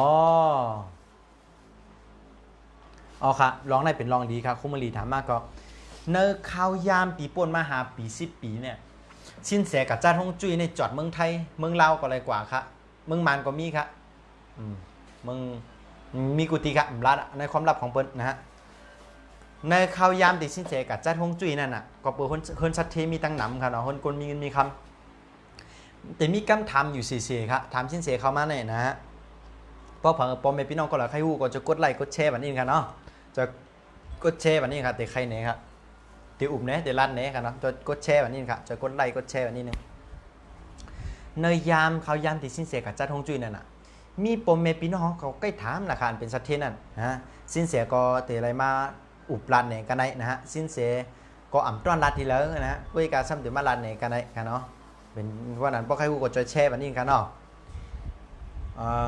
อ่อนตั้งตีลาดลองฮงจุ้ยนะฮะลองในเนี่ยเขาก็หลูเลยว่วนถึงเจอเขาเลยเจอเขาจ้อมครับนะฮะกอบสังตั้งไทยเป็นห้องว่าแม่บ้านไตเขาก็เดี๋ยวว่ากวนหับเจอกวนหับเจอก็เหมือนกวนตั้งนอกกวนหับเจอนี่เหมือนกวนตั้งนอกตีเขามาอยู่หน้าเฮือนเขาเหมือนปืนนั่นน่ะเป็นปืนตีมต้อนหู้จักต้นมืดกื้อกันมาเห็นบอกนะฮะซ้ำหลูอยู่ในสภาวะอันตีเตี่ยมเดือเปิ้นในเฮือนนั่นหลูไล่ล่องบนห้องเพราะเป็นแผ่นเพราะเป็นอ่างเพราะเป็นนั่นก็หลูไล่ห้องหับอารมณ์กูโกะอันอยู่ในเฮือนนั่นนะฮะเย่าโกซ้ำเพราะเป็นออกเฮือนกับเสียงซ้ำอันเป็นเมบานนะอันเป็นปริวาระก้นหอก้นเฮือนก้นหับเจอในซ้ำอยู่เฮือนก็เหลียวก็ซ้ำเงามีไว้ก็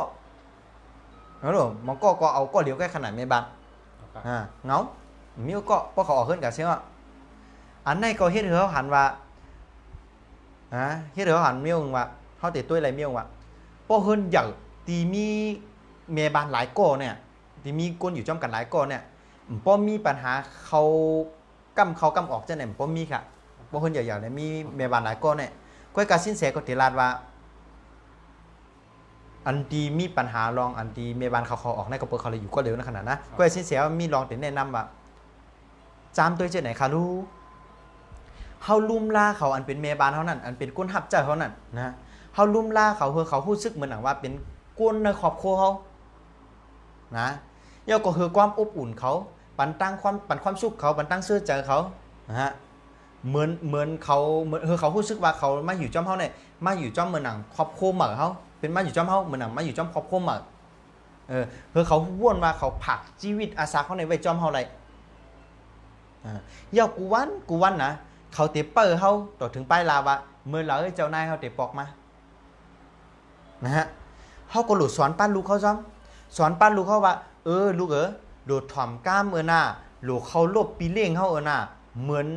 อนปีน้องเขาก่อนหนึ่งนะเขาหลูกเขาลบเจอไหนนะเขาหลุดนับย้ำเขาว่าเหมือนปีน้องเขาก่อนหนึ่งอันเป็นนี่เจอเมวันจะขาเจออันนี้เขาหลูกนับย้ำพอเป็นพี่น้องเขาก่อนหนึ่งเนี่ยเขาเหตุการณ์เนี่ยรู้เขาเหตุการณ์ในซ้ำเพราะว่าเหตุการณ์แลเจอการเมืองเฮาเสียตาก็เขาเหตุการณ์ในเขาเหตุการณ์เมวานเสียตาก็เขาเจอว่าตุกเตี่ยมเจอว่าเหตุการณ์จั่นเตี่ยมหรือเฮาเนี่ยเจอเฮาหลูสอนลูกเขาบอกลูกบอกหลานเฮาเจอไหนย่อก็เฮาหลูบอกเขาแทงว่า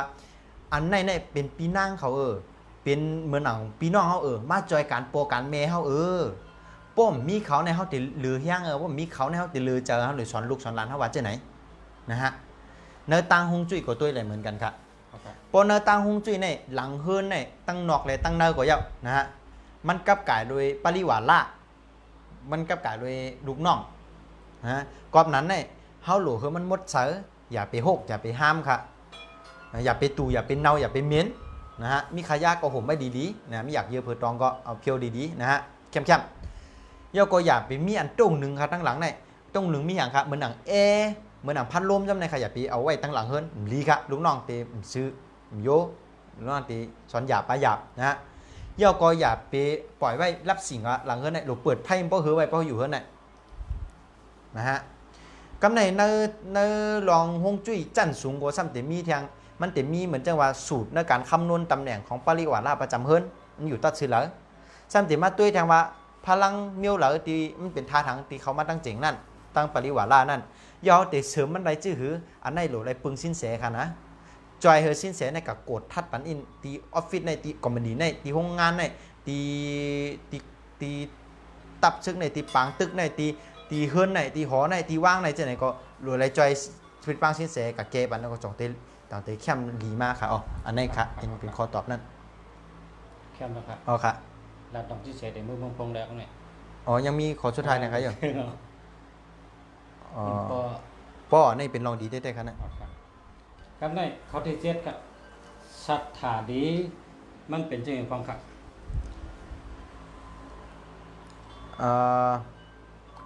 ศรัทธาตีหลีในคณะศรัทธาตีหลีในมันเตเฮ็ดเฮอป่อมาเปิ้นห้องว่าอำนาจเจออำนาจจิตเจอเฮาในคือมันแก่นมันกึมในศรัทธาตีหลีนะฮะอันมันเตปอมาอาโจมันนั่นอยู่ในรองของการอ่องแม่งเขาหยุ่มยำสัทธาเฮลมีตั้งหยุ่มยำดึกๆเนื่องจากในพังพวกมันคือมันแก่นนี้ยาก็เขาคิดกับจอมเส้นตั้งมันนี่ตื้อตั้งมันอันมันแม่เนี่ยนะตีอ่องแม่นพออ่องแม่นอันนั้นนะเป็นห้องว่าปาฏิหาริย์อันนี้ครับคำเต็มแต่มีครับปาฏิหาริย์เนี่ยอ๋อครับเพราะเชิญผู้จำคำว่าพระเข้ากรรมไปมอครับไปพูดครับปาฏิหาริย์เนี่ยว่ากับคำเต้าครับมีทางรองครับลูกเอาครับความถามทางคอครับลองเข้าเจอพิษที่เฮ็ดให้ก้นเฮาอ่านเฮ็ดให้ก้นเฮาทุกข์ค่ะกะต่อปอตายนั่นมันมีสังใดๆครับที่เสียใจรัดในอินครับคือเฮาโอเคเฮามาด้วยกันในคณะเพราะว่าถ่อมจอมในเฮ็ดจอมเหมือนหนังสิ้นเสียติแนะนำกันได้เฮาเตเปลี่ยนป้ายวนอันพิษมาเปลี่ยนอันถูกครับมีอยู่10ความเขาจะพิษครับ10ลองเขาจะพิษดีเฮ็ดเขาตุกค่ากับป้อตายครับถอมดีๆครับนะลองอันเฮ็ดเขามี10ลอง10มิลอันเฮ็ดเขาว่นพิษเขาจะพิษแลเฮ็ดเขาตุกค่ากว่าต่อป้อตายนะฮะคอทนหนึ่งเขาป่องเจอว่าปัญหากูลองใน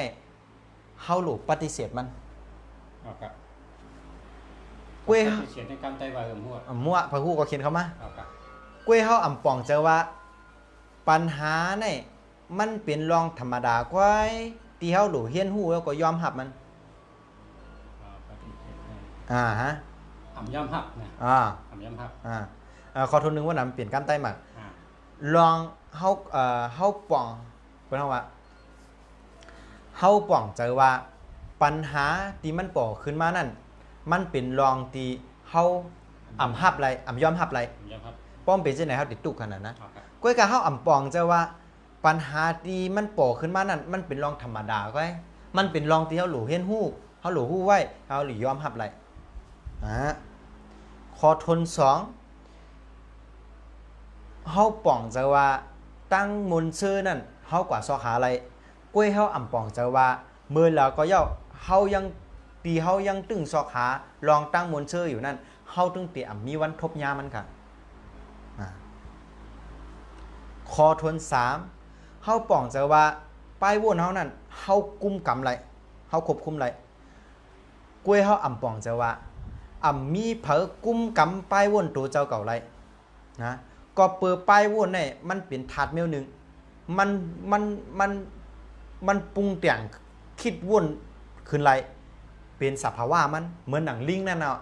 วนร้องในไปเย้ากับวนทางร้องวนร้องในไปเย้ากับวนทางร้องเหมือนลิงน่ะกอบกิ่งในไปเย้ากับกอบทางกิ่งกอบกิ่งไปเย้ากอบทางกิ่งนั่นน่ะครับไปวนโกนเฮาคั่นน่ะเพราะนั้นมันกุมกำไรค่ะนะฮะข้อทน4เฮาป้องจะว่าเที่ยงหึงกว่านกระจุกกระติตายก็ไปตายเถอะง่ายๆจะในขนาดนะกุ้ยห้อมป้องจะว่าตั้งตายเนี่ยมันติมาจู้เฮามื้อแล้วฮู้จอมอะไรเนี่ยนะฮะคอทนหาค่ะเฮาป้องจะว่าเฮ็ดหลีเอาหลัวไรหลีกุ้ยห้อมป้องจะว่าเฮ็ดหลีเจอมันเฮ็ดหลีเนี่ยมันไรหางเลอเสเฮาไรลองการจุนแปดกิเลสอะมองซะเนาะคอทน6ค่ะเฮาป้องจะว่าจัดปานเฮาในหลูไรซอกหาตั้งมันกึ้มมือลองมันกึ้มมือตั้งมันแก่นจอมในขนาดนะก้วยกะเฮาป้องจะว่าลองมันกึ้มลองมันแก่นว่าอันว่านั้นมันเป็นกว่าไรคะมันมีอยู่เต้ค่ะลองมันกึ้มลองมันแก่นนั่นกูเมียวๆแต่ลูกปังลูกไว้ลูกซุ่มปังกับไว้ไว้รุ่นมานะฮะมีอย่างมันกึ้มค่ะ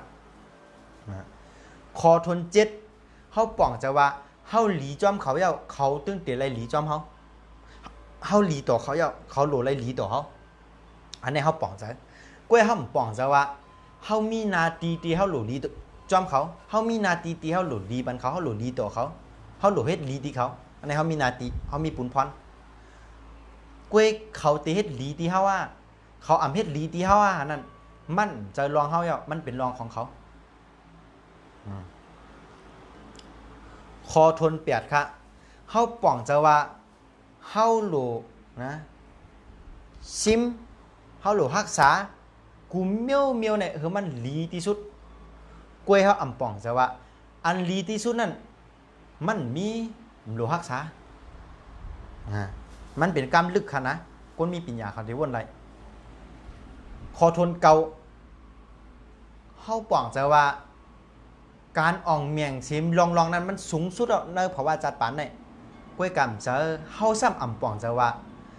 การที่เฮากะติดกะจับในไปวนอันที่ว่าโปอ่องเมียนแนวเนี่ยมันเป็นรองจันสูงสุดเอาเนี่ยเจอขาอันนั้นมันติดเป็นรองตุกอันสูงสุดค่ะเอาเป้ากะยึดกะเงียบกะติดกะจับอันนั้นบ่ห้อมอ่องมินอันนั้นรองอ่องมินนั้นรู้ซุ่มกะค่ะรู้เหมือนนายกทักษิณชินวัตรเนี่ยมันเปิดหมอบอำนาจเนี่ยเพิ่นมายึดอำนาจที่ไหนเนาะพวกกะติดกะจับกะเปี้ยนกันก็เป็นรองตุกค่ายเหรอขนาดนั้นกำได้มาคอทน10เนี่ยเฮาป้องจะว่าตัวเฮาเจ้าเก่าในลำรองเลยใส่เปิ้นตัวเฮาเจ้าเก่าในสำคัญที่สุดอันนี้เป็นรองเฮาเข้าใจทั้งกุ้ยกับรองอันเฮาป้องจะนั่นเข้าใจนั่นรองสำคัญที่สุดรองอันลำรองเหลือเปิ้นได้รองอันมีโตเจอรองอันมีรองแต่รองอันมีโตนั่นยาวเป็นอันลำรองเหลือเปิ้นเป็นอันสำคัญที่สุดอันพระพุทธศาสนาก็ห้องว่านิพพานนั้นยาวเมื่อได้นะฮะสินเสก็ใครมาลานเนี่ยพ่อแม่พี่น้องเขาว่าเมื่อพุกวันเสาร์ค่ะเนาะ เมื่อเอานับเอาเมื่อผู้กา4วันในเต็มมีรายการสินแสค่ะเต็มมีถ่ายทอดสดน้ำมูลีๆในแต่เย็นกับตา4วันค่ะเนาะก็เปิดสินแสในและเฮ็ดยาตื้นหลีออกขายนะออกแจกพ่อแม่พี่น้องเขาออกจอยพ่อแม่พี่น้องเขาพ่อแม่พี่น้องเขากับตาหังก็หายตาหังก็เคียนและกำไรซ้ำยาเสียงก็เยอะก็เลยเตปอกขึ้นมือเมืองพงนะตะคิเล็กนะแต่สินแสแต่ไรปอกขึ้นมือเมืองพงตะคิเล็กค่ะเนาะก็สินแสในเป็นสาตีเมืองพงค่ะเกิดเมืองพงอย่างเมืองพงก็อย่างเมืองไทยก็ว่าอะไรก็บ่มาเห็นน้ำมูน้ำเมืองไทยเต็มเลขความนั้นในสินแสก็เป็นสาตีเมืองพงที่เจ้าปออยู่นั่นเนาะค่ะอยู่ปัตตานีจ้องเจ้าปออยู่นั่นเนาะค่ะกำไรสินแสก็เต็มเฮ็ดยาตื้นหลีค่ะเนาะเมื่อเฮ็ดแล้วก็จากคนเฒ่าเขานอนกันนอนจ้องเนาะว่าค่ะลูกเนาะเจ็บเขาเจ็บแองเจ็บแอวเจ็บเขาในตาก็ซ้ำหายครับว่ายุ่งครบจำได้เขานอนจ้องเขาลูกตบกำไรค่ะเนี่ยกำชิ้นค่ะเนี่ยตาก็ยุ่งก็ไปเนี่ยครับว่านะมันจะยาตาลืมยุ่งแต่มันจะตาเสียป่ะมันเจ็บก้นขึ้นก็หายเลยเจ้าก็ไรตายายุ่งทั้งนั้นไรเปิงเงินหลายเปลี่ยนนั่นยุ่งก็มันครบไปไหนค่ะกะแล้วก็เป็นน้องลีซ้ำก้นเทาเขารู้เนาะเพราะเลือดตกอย่างออกก็ซ้ำตาก็ซ้ำเสียบเลยมันเหมือนแอลกอฮอล์เนี่ยว่าซ้ำเฮียงในจับกันหายเนี่ยว่าก็ไม่ได้ขึ้นก้นดังหนำพอแม่พี่น้องดังหนำก็ว่ายาในเชียงเอาเนี่ยว่ามาเฮ็ดปันเอาแทงรู้เนี่ยว่าเลยสินแสก็มือพุกเนี่ยตีออกตังเมื่อเจ้าเศร้าเมืองพงเมื่อตะคิเล็กเมื่อเฮ็ดยาตื้นหลีปันพอแม่พี่น้องเขาเลยเจ้าตื้อกันมันก็เปิดมันกัดย้ำเจ้าโปก็ยังเจ้าเนี่ยค่ะเนาะกำในซ้ำสินแสตีเมื่อพุกวันเสาร์วันตีดวันจันทร์วันอังคารติดจันทร์เสาร์ติดจันทร์อังคาร4วันในสินแสเต็มมีถ่ายทอดสดครับแล้วก็สินแสเนี่ยจะว่าวันอังคารได้เต็มป่องปอกนะต้วยก่อนต้วยนาการอีกนึงแล้วก็พ่อแม่พี่น้องฮู้ว่าข่าวเอาเต็มมือเนี่ยก็เชิญจัดทงจุ้ยก็มีอันเด็ดเปิดต้วยเปียต่างก็มีทั้งน้ำค่ะเนาะก็นั้นรายการสินแสเนี่ย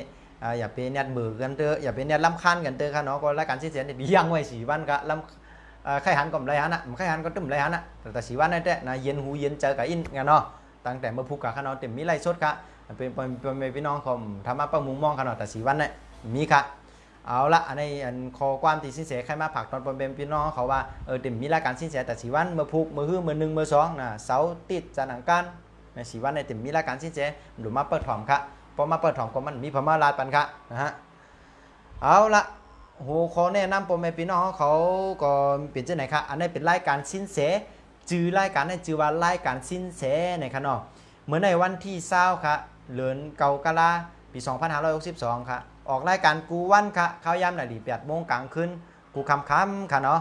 ถามตอบปัญหากูลองค่ะแกรีเธอแจงแรงค่ะเนาะก็ถามเป็นคู่มือหลิงก็ตอบเป็นสินแสค่ะหัวข้อความถามตาเฮาถามกูวันเนี่ยก็ถามเมื่อไหนตามเมื่อพุกนี่ไหนค่ะเนาะมีอยู่10 ข้อปงหมันปักปึงตายค่ะเจ้าก็พอหันว่ามีพรดีก็จอยแชร์กันเฮ้ยก็ฮู้จอมคะแลนะฮะขึ้นในเป็นขึ้นสุดท้ายแล้วค่ะติดถ่ายทอดสดในรายการสินแสนะครับพอเตมีมาแถมมือเราก็แจ้งข่าวคอยติดตามหน้าเพจเอาค่ะเนาะเตมีมาถ่ายทอดสดทางกรรมอาจจะเป็นวันพุธก็อะไรค่ะทำมีการทางค่ะเนาะเริ่มตั้งแต่วันพุธกับมาทางนั่นไหนค่ะเนาะป้าจะถามลองฮงจุ้ยในก็กับสืบมาลัยตีสินแสค่ะเพราะว่าใครต้วยเปต่างกับลาแพตาติบก็กับสืบมาลัยตีสินแสค่ะเพราะว่าใครต้วยเปต่างกับลาทัดก็กับสืบมาลัยตีสินแสเหมือนกันค่ะเพราะว่ามีวันเดือนปีเกิดจองตัวไรค่ะตีตัวอยู่ไกลค่ะแน่ก็โอนเงินมาตั้งบัญชีค่ะเนาะโอนเงินเขามาตั้งบัญชีก็โทรมาจองคิวก็นัดคิวกันในตัวนะคะเนาะไปต่างกะล่าทัดก็หนังนั้นค่ะโอนเงินเขามาบัญชีเนี่ยก็จองคิวก็ตัวนะคะเนาะปกติตัวไปต่างกะล่าทัดเนี่ยมีวันเดือนปีเกิดจองไรค่ะอำไรค่ะเนาะปกติตัวไปต่างกะล่าทัดในหรือเลยมีปีเกิดเดือนเกิดวันเกิดเข้ายามเกิดเต็มทนค่ะป้อมมีในตัวใดอีกค่ะเนาะตัวอะไรค่ะตัวไปต่างกะล่าแพทย์ตาติ๊บนั่นขนาดนะกำไรปกติกับสืบสินเสียกับสืบไรตีละค่ะหมายพงว่าคือค่ะหมายพงว่า0656930363 ทอมเต้ดีๆทั้งกำค่ะเนาะ06569363เอาละเฮาสินเสียก็เมื่อไหร่ก็เป็นมือตั้นวันดีนะฮะเฮาสินเสียก็ย้อนสุต้องเหอะพ่อแม่พี่น้องโอ้ยก็หลีผู้ถ่อมยินเอาเขาตั้งหมดตั้งเสียงนะฮะไปเสียงเด้อค่ะเนาะตั้งเสียงได้ตั้งเสียงไว้ไปเสียงครับเพราะถามว่าสินเสียอยู่ที่เราอยู่เชียงใหม่ค่ะตัดซื้อลาที่เชียงใหม่ก็หลังวัดป่าเปาค่ะหลังวัดป่าเปาเนี่ยมันตัดซื้อลางานเนี่ยก็ชื่อว่าชุมชนหมู่บ้านอุ่นอาลีค่ะชุมชนหมู่บ้านอุ่นอาลีเนี่ยซอยแล้วเนี่ยก็ตรงข้ามซอย7ค่ะห้องเป็นชื่อห้องเป็นสีเขียวค่ะย่อน้ำปลาห้องเป็นยังไง97/6ค่ะนะฮะ เปิดกูวันน่ะเปิดกูวันค่ะก้อยกับมือพุกมือฮื้อมือหนึ่งมือสองเสาร์ติดจันทร์อังคารเนี่ยเปิดค่ะปิดค่ะก้อยกับปกติเนี่ยป้อมมีการทางก็เปิดกูวันค่ะในหลายโมงถึงหลายโมงเขายามเหตุการณ์สิ้นเสียเนี่ยก็เปิด10 โมงเมื่อเจ้าถึง6 โมงเมื่อลาค่ะแล้วก็8 โมงกลางคืนก็ถ่ายทอดสดปันน้ำมูปอมเมพี่น้องเขาจะไหนขนาดนะกูวันขนาดนะก็ในก็เปิดเช่นนั้นในก็เมื่อในก็สิ้นเสียก็ย้อนสุดต้องเหอปอมเมพี่น้องไอ้ก็หลีผู้ถ่อมยินเขาตั้งหมดตั้งเสียงได้ถ้าเราอยู่ดีมีเงินกันกูก็ห่างดีคือปืนกันกูก็เสียกรรมค้ามาสูงค่ะเอาละคู่มือเดียวใครต่อทางอินก็อะไรครับเอาตีกับตัวอย่างปอมเมพี่น้องเขาคอมเมนต์มาก่อนครับ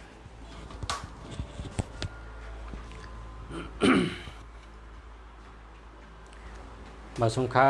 พ่อแม่พี่น้องเขาค่ะกำเนิดถามมาลองไม้พงค่ะเจิญถามมาก็เขาได้ด้วยปันค่ะด้วยปันไม้พงพ่อแม่พี่น้องเขาจ่องดีนะครับเนาะปีลาวแรงค่ะเนาะปีลาวแรงว่า062 003 0591ค่ะเนาะในมันชุนนำนาคาปีลาวแรงพอปีแล้วเรื่องแต่เขามีเงินนำเนี่ยนะเอาเปลี่ยนอันใหม่ครับเปลี่ยนอันใหม่ครับ แลกอันใหม่เพราะว่าเขาใครมีเงินนำในศูนย์ให้มีตัวเร็วก็ครับนะเพราะเขาใครมีเงินนำถ้าศูนย์มีตัวเร็วก็ครับเพราะว่าศูนย์ในแต่เป็นยอกกาครับศูนย์ในเป็นยอกกาเป็นตั้งเป็นยอเป็นลองว่นนำค่ะว่นนำเจนจ้านำในแต่เป็นเนื้อหาก้นว่นนำในเพราะว่ามีลองเตอร์เจอในเขาอยู่ในห้องให้คัดช่อแบตเปิ้ลพอคัดช่อในเผยกับเขากับหันเพราะเขาห้องน้ำในก็คัดช่อแบตนั่งในห้องน้ำเป็นจุ่มมองก็เฮ็ดเพราะเขาตีนอนก็ล็อกก่อนประตูไปเถอะอยู่ในจุ่มมองเป็นจุ่มอยู่ในห้องนอนเป็นจุ่มมองก็เป็นนั่นเปิดห้องว่าฉุนในเป็นเช่นนั้นครับพอมีลองหังเตอร์เจอในรัดในเผยเอาเก็บไว้ในอกในหัวใจให้ก็อยู่เพิ่นว่าจังเป็นร่มหย่องครับ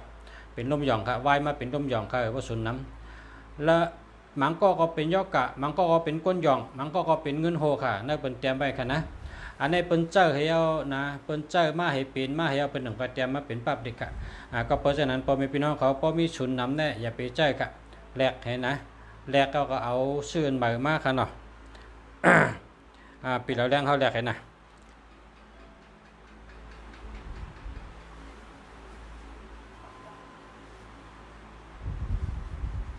แล้วก็ปีเหล่าแดงทางอันนึงเนาะอันนี้เป็นผู้หญิงเนาะ0947701500อ่ำดีค่ะห้ามใหม่ค่ะเนาะห้ามใหม่ค่ะแล้วก็อันนี้แต่แชร์ยาวค่ะนะ0906050708ค่ะขอบคุณค่ะที่แชร์ขอบคุณค่ะขอบใจนำค่ะที่แชร์ไปเนาะค่ะเอาแชร์กูก็ค่ะนะอันนี้แนะนำให้เปลี่ยนค่ะเนาะเปลี่ยนใหม่ค่ะเนาะหาใหม่ค่ะแล้วก็ทางกล้องค่ะเนาะ0993825556ค่ะอันนี้ก็รายว่าแคบเอาค่ะนะเจอแล้วค่ะเจอแล้วค่ะก้นอันมี56อันนั้นก็6ค่าเนี่ยนะเป็นก้นหมักก้นมีค่ะเป็นก้นหมอหาเงินเป็นก้นผู้จักลอกลายไหลเงินเป็นก้นหมอแก้มตัดไหลเงินเข้ามาในท้องในถงเป็นก้นหมอว่นหมอจินจ้าหมอคึงหมอปองลองตาเตไหลเงินค่ะนะก็ในหมายพงเผยก็เลี้ยปองหึงเข้มแน่นตัวไรมีอยู่ค่ะ56อันนั้นก็6ค่าเนี่ยนะพอหึงเข้มแต่ก็สั่งว่าหาได้ฮะกันเนาะพอหาได้เนี่ยหรือมีค่ะ56อันนั้นก็6ค่ะพอหึงเข้ม3ตัวซ้ำหรือเป็น365นะครับเนาะเพราะ3ตัวในเข้มนะครับ365นะปอกก้นอันเคยปอกทีนะเคยปอกทีเหมือนจังว่าเอาโลโทกูกำเอาวันที่16ก็โทวันที่1ก็โทเนี่ยปอกก้นเกี่ยวเลนถี่โทถี่อันเมืองเขาเป็นว่าแช่นะเลนแช่3ตัวนั่นน่ะเลนแค่เลนหอยเลนถี่นะพอเขาจังนั้นในกำไก่เตอร์ซ้ำนะกำไก่เตอร์อันนี้ซ้ำหันพี่น้องเจ้าเหี่ยวก็เตอร์แล้วก็พี่น้องก็มาลัดเขาขาขึ้นว่าเจ้าตัวไหนใกล้เตอร์ค่ะนะเจ้าตัวไหนใกล้เตอร์ อันนั้นจำ6395นะครับเนาะ6395นะชื่อจำเต้นนะพอสุเจ้าหันที่ไหนก็ชื่อละกว่าด้วยที่ไหนมีก็ชื่อนะ639นะ6399ในก็ได้นะ6395ก็ได้6396ก็ได้นะอันตีเน็ตมันได้หรือเป็น639นั่นนะอันในมันปันพรดีปุ่นตาใกล้เตอร์ทีใกล้ปอกทีกำเดียวนะแล้วก็คนอันแทงกองก็0992581994อันมันจังว่า81ได้มันดีค่ะเฮาคาเฮ็ดดีก็เปิ้นหันดีเฮาคาเฮ็ดเกจูต่อเปิ้นก็ฮู้เกจูเฮาการเงินก็ดีตั้งหักก็ดีลองอาจ้างลองบ่นจังได๋ก็ดีเช่มกายังจังญาเปิ้นดอกเปิ้นแดนค่ะเปิ้นชื่มโยต่อเฮาจังได๋ครับก็เปิ้นนั้น81อันนั้นก็18อย่าไปใจค่ะเนาะยินจมค่ะแชร์ไปเนาะค่ะยินจมค่ะเนาะขอบคุณค่ะ0946513058ค่ะอันนี้ก็มี2ตัวค่ะติ่มดีเนาะหามไปกันเนาะเมื่อหนัง13เขา30เขาจะในเปิ้นเฮาอย่าไปเจอนะครับเนาะ08091727912791อันนี้ก็มันมี12นะหามไปกันเนาะหามไปกัน0945858633อันนี้ดีเขาก้นอันมี633นี่พอเป็นก้นเหตุการณ์นี่เรียกว่าเป็นก้นแก่ค่ะแห้งตูนะแห้งตูแก่นแข็งแห้งเจอแก่นแข็งค่ะ633เรียกว่าดีเตะๆค่ะแล้วก็06344919656870416นะเอาเจ้าอันที่1ครับอันที่1ใน063449194เนี่ยเจ้าในก็แค่นเหลือค่ะแค่นเหลืออินอันตั้งใจได้อย่าไปใจกันเนาะอันตั้งเหลือในก็เพราะว่าแคมเต้5ในแต้มใจกับค่ะนะใจกับค่ะก็กะเจออันตั้งเหลือกะนำบัตรก้าค่ะเนาะนำบัตรก้าในมี14ค่ะ14ดีค่ะป้องกันขึ้นได้ตัว5ค่ะดีค่ะในดีค่ะแคมค่ะแล้วก็0928782687อันนี้ก็ดีค่ะ0629643687อันนี้ก็ดีค่ะ0993825556อันนี้ก็ดีค่ะ063ครับเนาะ0631785524เนาะก็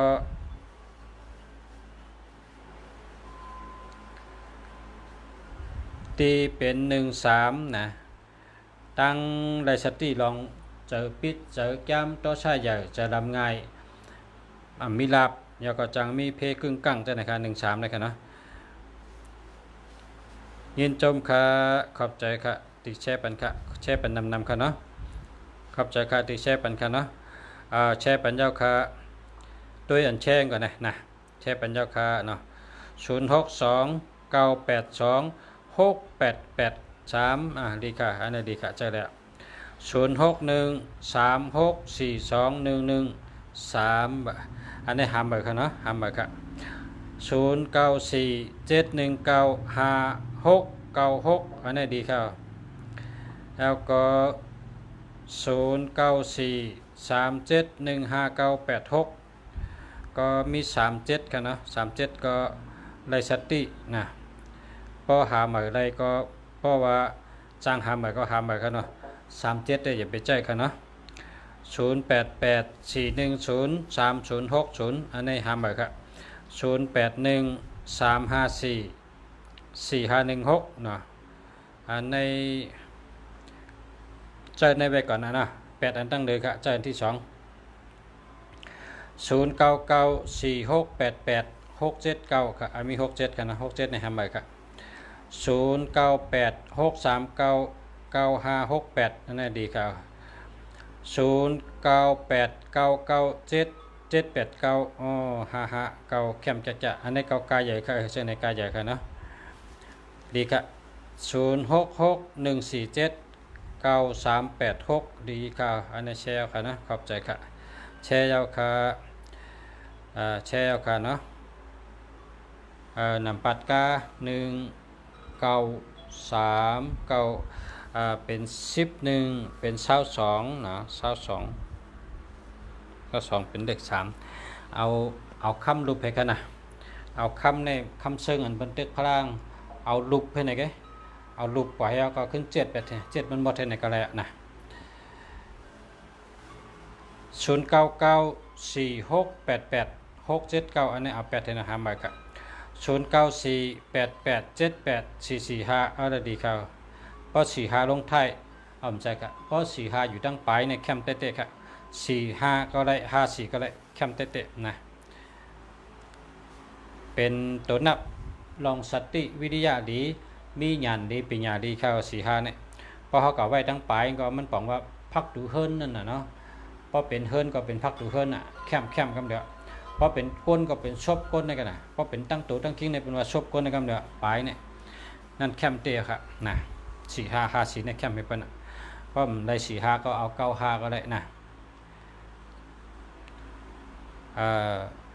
0823585982จะแล้วครับ0992932475นี่ก็ได้ครับ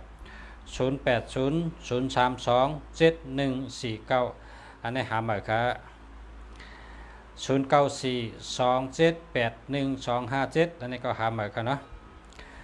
0616865588 0992581994เจ้าอันตั้งเลยครับ168นั่นครับนะเจ้า168นะ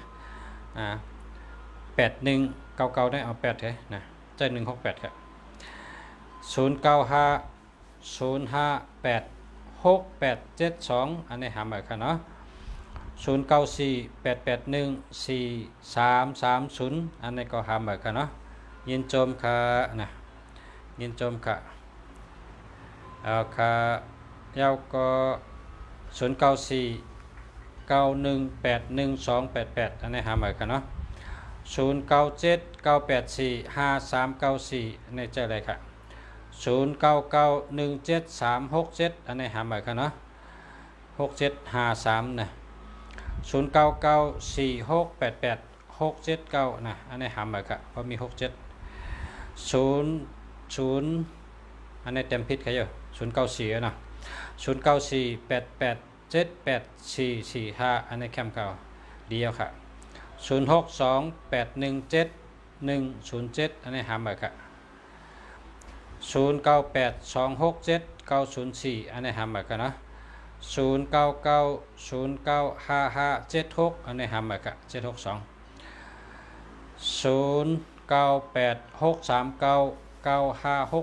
0986399568ดีค่ะอันนี้เดียวค่ะ0944425752นะจะเลยค่ะเสียคุ้มเมืองดีเขาค่ะซื้อมาปั่นหมายพงน้องใจค่ะจอยด้วยปั่นอีกหนึ่งค่ะ0946396835แคมค่ะแคมเตะค่ะดีเตะค่ะหมอซื้อแคมสั่งถูกค่ะเดียวค่ะนะ0828892857นะดีค่ะจะเลยค่ะ0875064619นะอันนี้หาหมายค่ะแล้วก็หมายรถเครื่องก็เอ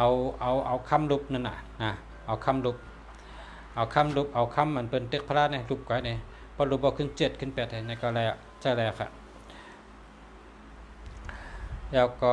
0944984892นะ0947681918อันนี้เอา8เลยนะ76นั่นนะ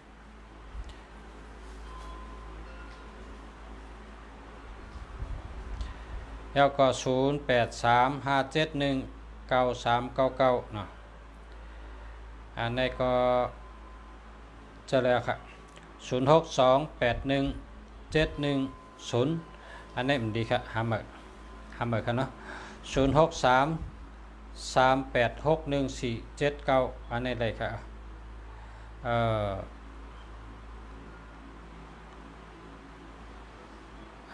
พรลุงเสียอ่านได้ลิกได้ปังลงครับอ่านได้ยูนิโคดอันเดียวครับเนาะลิกได้จอกีได้อ่านนำได้ค่ะเต็มบะฮือก็เขาอ่านได้ค่ะเนาะกันต่อค่ะเนาะค่ะอ่านได้ค่ะอ่านได้เมียวเดียวค่ะอ่านได้ลิกได้ปังลงค่ะยูนิโคดปังลงนะคะ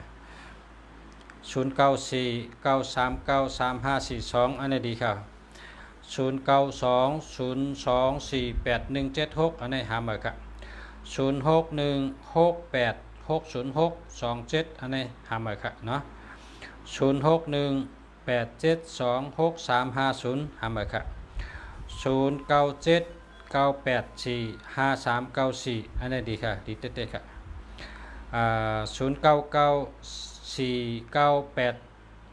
09949882อันนี้หาดีค่ะดีเต๊ะๆค่ะดีเต๊ะๆค่ะ0946134503อันนี้หาเหมือนกันเนาะ0947681918อันนี้หาเหมือนกัน0920240176อันนี้หาเหมือนกัน0843663663นะอันนี้ดีเต๊ะๆครับ0885708403เนาะอันนี้หาเหมือนกันเนาะ0843724898อันนี้หาเหมือนกัน0992073867อันนี้หาเหมือนกันเนาะ0655784459อันนี้ดีค่ะดีเต๊ะๆค่ะ0980027319อันนี้หาเหมือนกันเนาะเอาค่ะยินจมเต๊ะๆเอาค่ะยินจมค่ะมาชมค่ะ09456521อันนี้หาเหมือนกัน0628963464เนาะดีค่ะอันนี้ดีค่ะดีเต๊ะๆ0628813628เป็นคนยิงอยู่นะเป็นคนยิงอยู่หาเหมือนกันหาเหมือน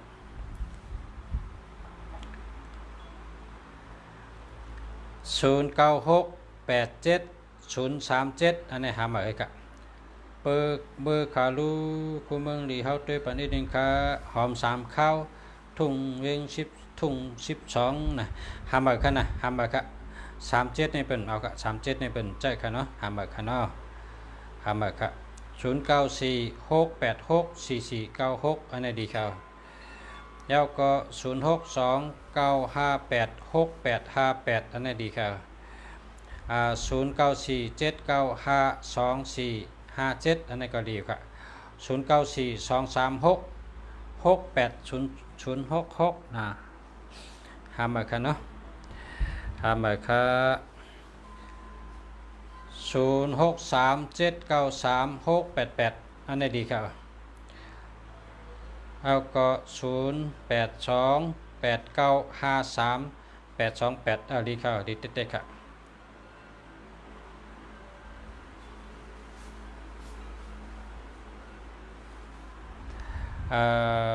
หมายทะเบียนรถยนต์